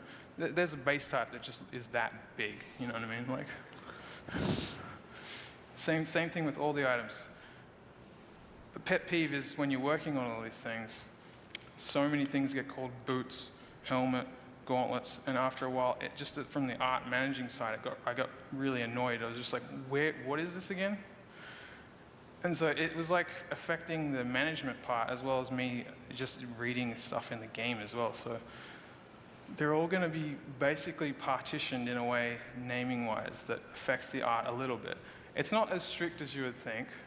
And this is the thing Like, with say POE1. if There I wasn't go- any I'll let you look at that for a organisation little of bit. like the tables Like, of say how that these the items gauntlets, were right? determined as. They've got like, these ones here have got a bit of a leather bracer aspect that kind of starts transitioning over to what the Dex ones do, which will be only focused more on this area. And they kind of spread out, and so there's just more identity between them. Here's a good that's example it. actually versus When it POE1, drops, you'll know because what I it think actually Dex is and int what's it gloves for. are called the mittens, right? Yep. And that always bothered me because a mitten style like gauntlet is actually a thing, and it's a very strong, strengthy, bulky looking thing. So all the strength gauntlets are now called mitts. All the strength ones are the ones that are called gauntlets. So every strength gauntlet will have this like real chunky vibe that just separates itself. You're not going to like feel like it looks like it could blend across 3 different classes. Yeah, exactly. So I So think we just get Templar will more have pants variety of for the first time. just gear this way. I think helmets is the best example of the gradient I keep talking about, where decks is where I've got hoods, but you'll notice that decks int, there's a hood, strength decks, there's a hood. But the defining feature of that is that it's a helmet. The defining feature of that one is that there's a little COVID mask in there. No naked Templars this time. So I've talked about base types for a bit. So now I'm going to go over the difference between base types and uniques in POE2 from an art perspective. It's something most people, I guess, don't think about. But we're trying to treat the base type items with very clear, distinct lighting, but it still is stylistic. It's not just this flat, like I just threw it in the renderer and hit render type thing. Like we have placed lights and we've tried to make it look as cool as it can. It's very clear and subtle. There's a bit of warm lighting, a little bit of cool. That's about it. And the uniques don't really have any rules. We just sort of make them look as bold and colorful and interesting as possible. And the other thing is, every base type in POE2 will have a unique associated with it at launch. So for every single item, there's a unique. And every single base type has unique art in and of itself. There's no base type that repeats. You will not get a shield later that has the same name, has a different name and same art. Every single act has entirely unique art all the way through the game. So, to me, the unique, having a bit of a bond with the base type that it comes from is kind of important, because otherwise it kind of ruins the item identity of both. If you had like a unique sword that was like a scimitar looking curvy they thing, were very but the specific type was just a about straight sets. blade, They it's kinda don't like sets. Shouldn't that be with There's a the few base type things that like has a ridge curvy walls blade? and stuff like It's that, kinda but common yeah, sense to me. So, set bonuses were just not the a shield in the thing. middle is a pretty good example. They're very similar structurally, but very different in terms of what actually happens. This one being super Celtic and really ancient bronze looking, and we'll do something very cool with the numbers, I imagine. This little shield I like a lot. This little buckler with a spooky man trapped in there. This is an example of the lighting of these things. So this is actually unique armor that they don't know about. Which was the problem with Diablo 3. Sets just ruined how we Diablo would do 3. a base type. And then here I remove it all, and I try to give it some more character, make it look a little bit more moody and a little bit more special. And we do this for all the items. We hand place and we pose the meshes, and we try and get a really iconic little look to it. So that's the difference between those two things. And here I might get Trishi to sort of pitch me back in, because this is going That over looks the totally act awesome. specific rundown of gear. So in each act, you will find gear specifically for that act. So all the base types will look like they're very Marraketh in Act 2. And as soon as you get to Act 3, they're going to look very vile. And you purchase them just from the vendors? Yeah, so the vendors of each act only sell gear that comes from that particular act. Mm-hmm. They don't sell, like, you don't go to Act 2 and you can't buy Act 1 gear. And you just get more distinct looks. I personally really wanted that gigantic stone Aztec shield, and people were worried it was too big, and I said it might not be big enough. It looks I awesome. wanted it this thick. Anyway, so this sort of getting into the art focus of items in terms of some tropes that happen with fantasy art in games quite a lot that kind of bug me. All that stuff is obviously AI crap. But, I mean, you know, it looks cool. When I was 13, I would be like, hell yeah, it's got spikes all over it. But after a while, you've seen these. They're in every game. They're in everything. There's so many games that have that, and just loads of it. And you can infinitely produce, I mean, AI just did 4 of them like in half a second. Whereas this stuff is from our world, and it goes back centuries, and there's just a rich history and culture behind all this art making and weaponsmithing from like just different metal making practices in all these different countries, India and like old cultures like the Scythians and the Mongols and how it all blends in. And I think artists need to do more to really learn from the past to make more interesting looking stuff. This is what I want POE 2's items to feel more like these really rich, dense things that have all this history behind them. We do a lot of investigation on the environment side with stuff. Like early on, there was talks of like how the Maraketh would write musical notation and how that would affect sculptures on the walls and like the environment art, and then trying to get that into like the item designs and stuff as well. Yeah, So a lot of I'd thought say I'd goes agree on with there that, to Kung. like get things to have a real rich sense of culture, because for a game that's all about items, you don't want everything to just look like a jagged spiky sword every single time, or like just cool flaming blade of blah. You just want, like, there's a place for them, but having just like a spoon, it's just a They weird legit spoon put and a spoon in the. It's kind of cool to me. There's a There will legit be a spoon spoon. unique. What is it going to do? You figure that out. So this is the part I really like, is that I personally make a lot of weapons and items and stuff. But the cool thing is I make all these unique items. Oh, this is a drop, by the way. This is nothing. If I could have a screen that went all around the whole building, it still wouldn't get them all. They'd keep going. There's many. Anyway, I want the they don't spoon. know about Yeah, them. we're gonna make Most a of the spoon time, build. I'm just making them, and then I sort of give it to them. And to me, it's kind of like they've actually found a unique, and they don't know what it does. Like it's actually unidentified, and they have to be their own little Deckard Cain and be like, what the hell does this do? Which is really exciting to me. Like I don't know, this little weird wand up the top that is basically a hand holding a bell. I just wanted a hand. You hold a hand that holds bells. And so I just think, well, there's cool stuff there. Does it like reverberate your spells? Does it bounce things back? I don't know. It does stuff. It'll be cool, I promise. But I have bad hearing. I didn't hear that. Anyway, that was just a little tease of stuff. I just wanted to just show you that the items in POE 2 are going to be very rich, and every unique is going to have just a lot of interest and just flair and just feel like it came from somewhere. It wasn't just like always just it looks cool. Like some of them are just they look cool, but a lot of them are going to be really well thought out. From the art side, I don't know about the numbers. So this is where I pass over to this guy. And thank you.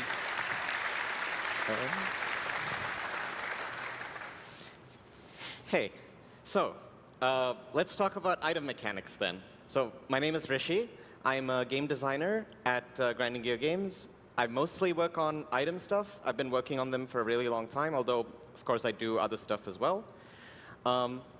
So it is no secret that we think items are very important to this game. Like, we just spent, all this time talking about just what they look like. And there's so much more to them, right? Like, we want items to feel real.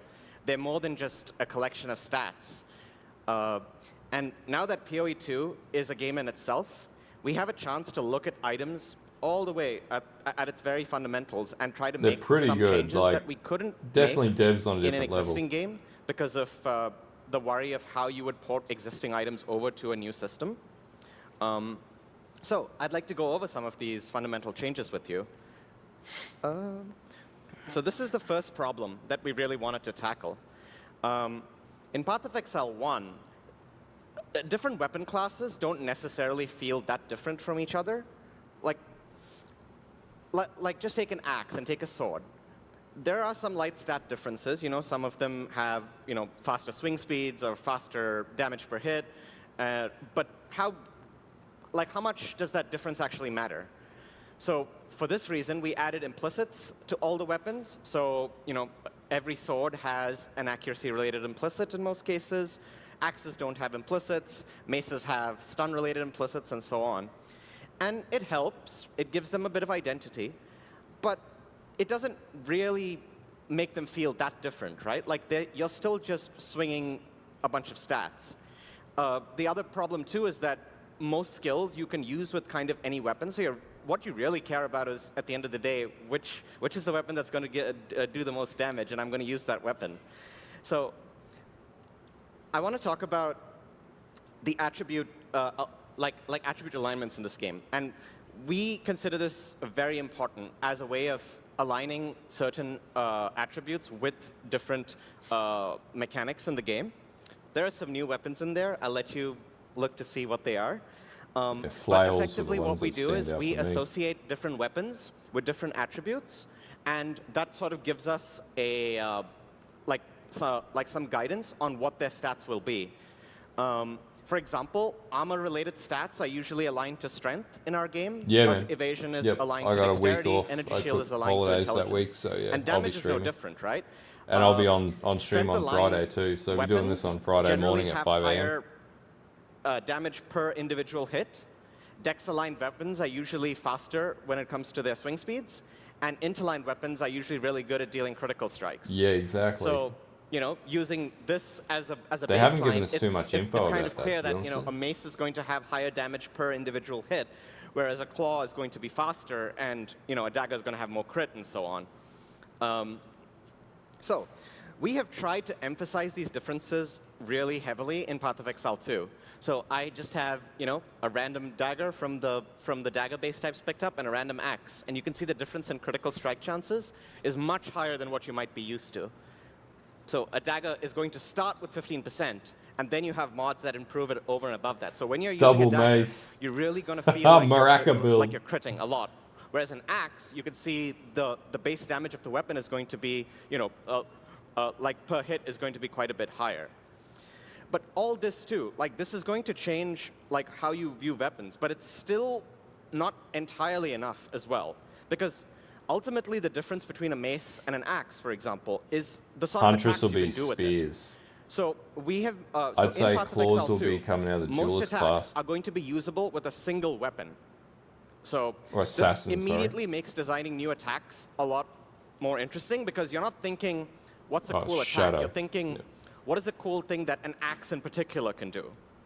So let's talk about axes. So axes, as you can see from the chart, they will be slightly faster than maces. They do slightly less damage per individual hit than a mace, but they're still primarily strength aligned, so they're going to do a lot of damage per hit. But on top of this, what defines an axe thematically are themes such as culling and executes. And in Path of Exile 2, you can throw them. So that leads to that leads to really interesting skill design, because you can throw them, wait for them to return. It's almost like a boomerang. Daggers. So daggers are sort of 50% in the int section, 50% in the dex section. So they're both high crit and high and I wonder if they're going to have add decent swing rune speed, daggers but obviously back in. per hit, their damage will be lower. Thematically, what do you think of when you think of a dagger? They're mostly all about fast attacks, trying to find the weak spot of enemies, which sort of perfectly matches what they are in this chart. And they're also thematically linked to poison, which will really come out in the skill design for daggers.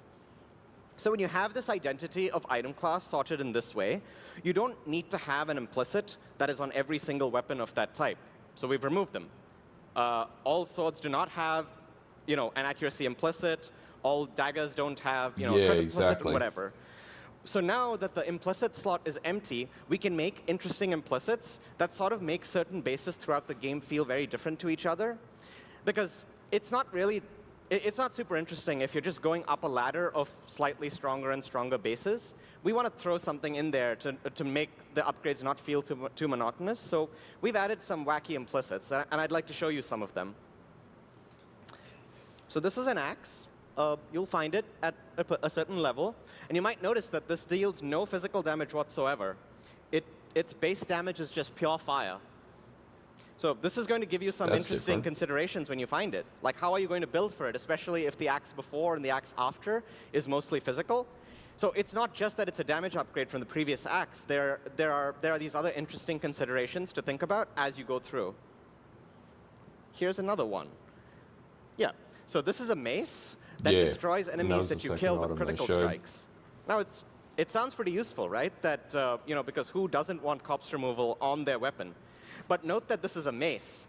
Maces are not necessarily that good at dealing critical strikes. It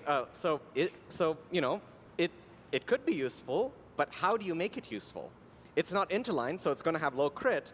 There will be mods that can increase its crit, but still, the way you build for it is supposed to really make you think.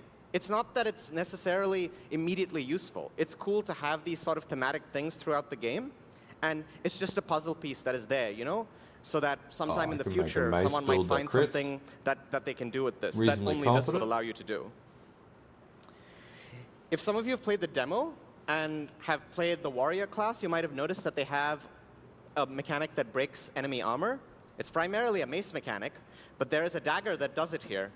Like, the mace skills are normally the ones that interact with this in a number of ways, but, I mean, a dagger does it. Breaking armor is obviously useful, and that makes this very special and build-defining. But how are you going to best make use of something like this? What could be interesting is if you could dual-wield daggers and swords now. I'm sure there'll be a million different broken things that'll come out of all of this. So, I've spent a bunch of time talking about attack weapons, so let me briefly touch on caster weapons. So, in POE 1, they were quite strange, right? Like you had a staff, and they had attack mod, and they had attack attributes, and they could roll attack mods. But you're a mage. You don't want to hit people with the staff. You want to cast your spells. And as a result, their mod pools are a lot worse because you have both attack mods and spellcaster mods rolling. Like, of course, they did improve your spellcaster mods, but because there were all these mods rolling on the same item, it was really hard to get a good one. We tried a bunch of Band-Aid fixes over the years. Like, I'm sure you're well aware of us introducing rune daggers and splitting staves into regular staves and war staves, but they didn't really fix the underlying issue. So we feel it's better to break out these concepts entirely. Which makes crafting easier if they relegate specific mod pools. Wands and staves will have no attack stats whatsoever. Yeah. They just come with a skill that costs no mana. These spells can be a number of things, from just a straight-up damage spell like this one, which is the first staff you get as you wash up on the beach, or a number of other things that can be used alongside your other skills. The later ones obviously tend to have a few more interesting considerations. Like this one obviously will be very familiar with anyone who's played POE, where this lets you triple cast your next skill, which is obviously really good for skills with really long cast times. Here's an example of... Yeah, it's pretty cool. Pretty fun, right? So you might be wondering, what about people that want to hit people with staves? So we have split out the melee portion of stave into its own weapon class called a quarterstaff, and it's sort of thematically linked to the monk. But again, this is Path of Exile. Anyone can use any weapon and do anything.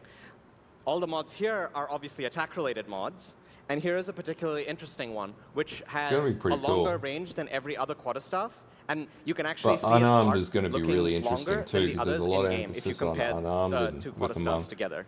Like pugilist builds. So, we've talked about the two, I would say, core archetypes that we sort of support in Path of Exile 1 with attackers and spellcasters.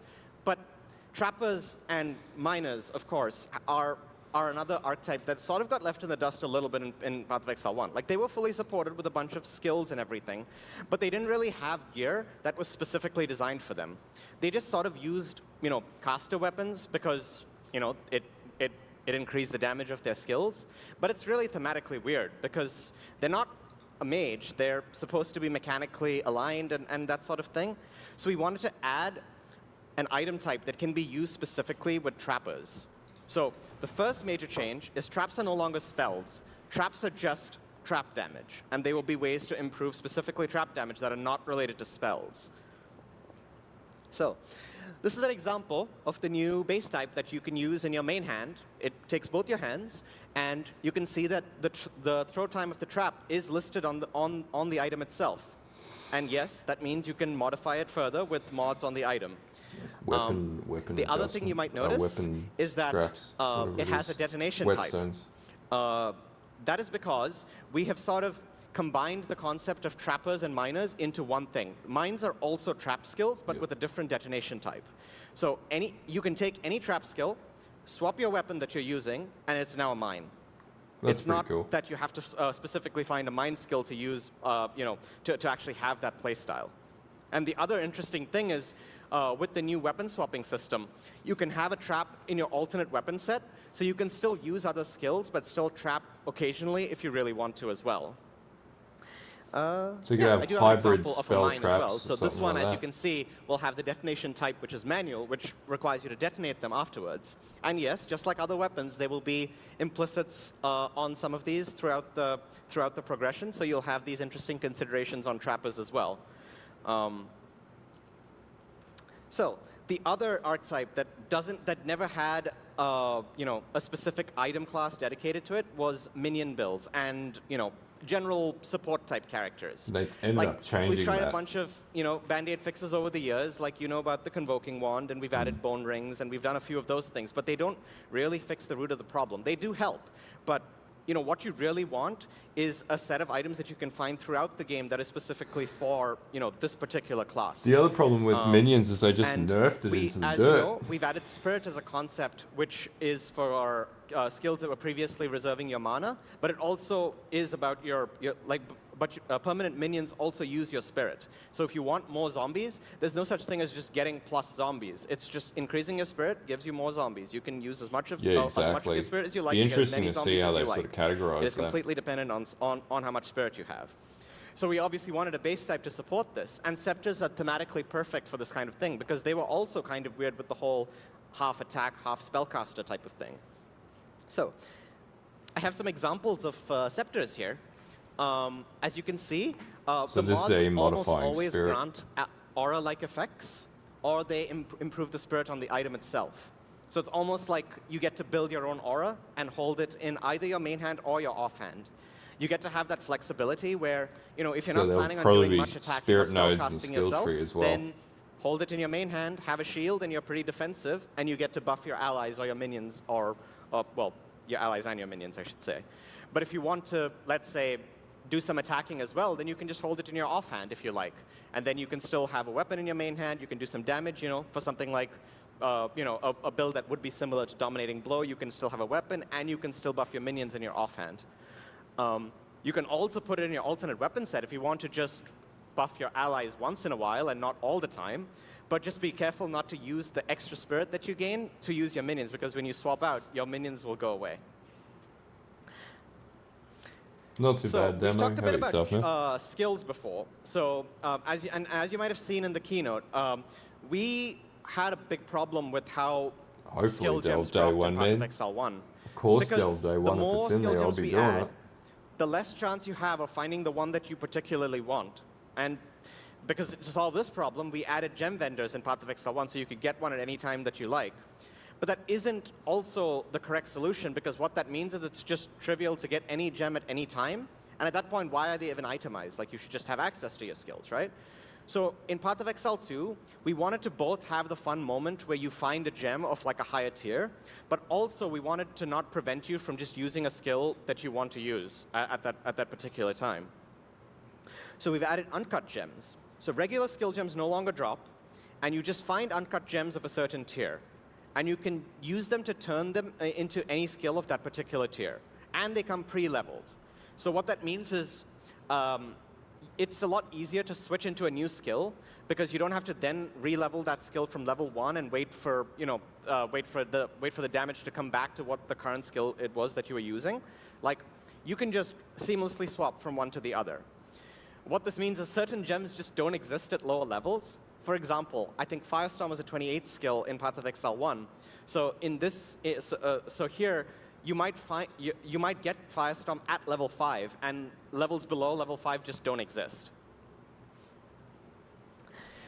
So so let's get into the meat of the matter, which is item drops. As you all know, we want item drops on the ground to matter more. You generally don't pick up rares on the ground, because you know if you're going to pick them up, 9 times out of 10 they're probably going to suck, right? Like you're not going to use them. There are a number of reasons for this, and we are trying to address a lot of these reasons when we're redoing item drops from the ground up in POE 2. Yeah, it's a lot more But there is one refined particular now. reason that I a lot wanted less to shit talk that about, drops on the and that ground. is actually because of how the Chaos Orb functions. So if I pick up, let's say, a helmet of item level 70, and another helmet of item level 70, and I use a Chaos Orb on both of them, it doesn't matter what you picked them up. It doesn't matter what item it was that you picked up originally, because they're now completely new items. The only thing that mattered is the item level of the item that it started with in both cases. The mods that they came with just no longer matter anymore. So every base type is effectively the same, just as good as every other base type for the purposes of, for the purposes of a Chaos Orb anyway. So picking up a rare at that point is identical to using a single Chaos Orb on that same base type. So we're making a change to how Chaos Orb works in Path of Exile 2. So rather than re-rolling the item entirely, it does one mod. Replaces one mod on the item. Just one. So this means the item that you start with matters a whole lot more when it comes to this. Because you pick up a rare, it has, 2 to 3 great mods, maybe 1 or 2 really bad mods. Those rares previously were not going to be useful because it didn't matter that it had a few good mods, because it also had those bad mods that sort of made the item not worth using. But now what you can do is you can just, like every item could be 1 or 2 Chaos Orbs away from becoming a really great item. Whereas previously those rares were still not good because they didn't have those good mods. And now you will hopefully use your Chaos Orbs for a lot of these sort of near-miss rares. It'll be interesting to see how often Chaos Orbs drop with a refined loot system. If it doesn't work out, well, the item wasn't that fantastic to begin with anyway, because it still had those bad mods. But if one of those bad mods turns into a good one, then that would be fantastic, and that would really improve this feeling of the items in the ground mattering more, because what you started with now is of paramount importance. But if this was the only change, then the best way to make items would be to, start from a magic item, spam your alterations, how many ever thousands it would take, and then regal, and then do that. So for that reason, we're making a few changes, but the first one is that alteration orbs will no longer exist in Path of Exile 2. So the way to do this is you must start with a good magic item or a good rare item, or you can create one with a transmute or a Chaos Orb. Now, to help all these changes, we have gone through every single item and looked at their mod pool and made changes to every single item's mod pool. Yes, they go real long. Almost everything will be different to help you with this process of making item drops matter more. So to quickly wind up, I want to touch on unique items. Oh, there we go. Our philosophy on unique items is that they must be the best item for somebody. But most unique should not be the best item for everybody. Now, we obviously feel like unique items are very important to us. And as Dane mentioned, we want to have a unique item on every single base type. Some of you may not know this, but before I started working at GGG, I designed one of the supporter uniques way back in the day. So I have had massive love for the unique items of this game. The support unique that I made back in 2013 was Cloak of Defiance, which resulted in the Mind of a Matter keystone.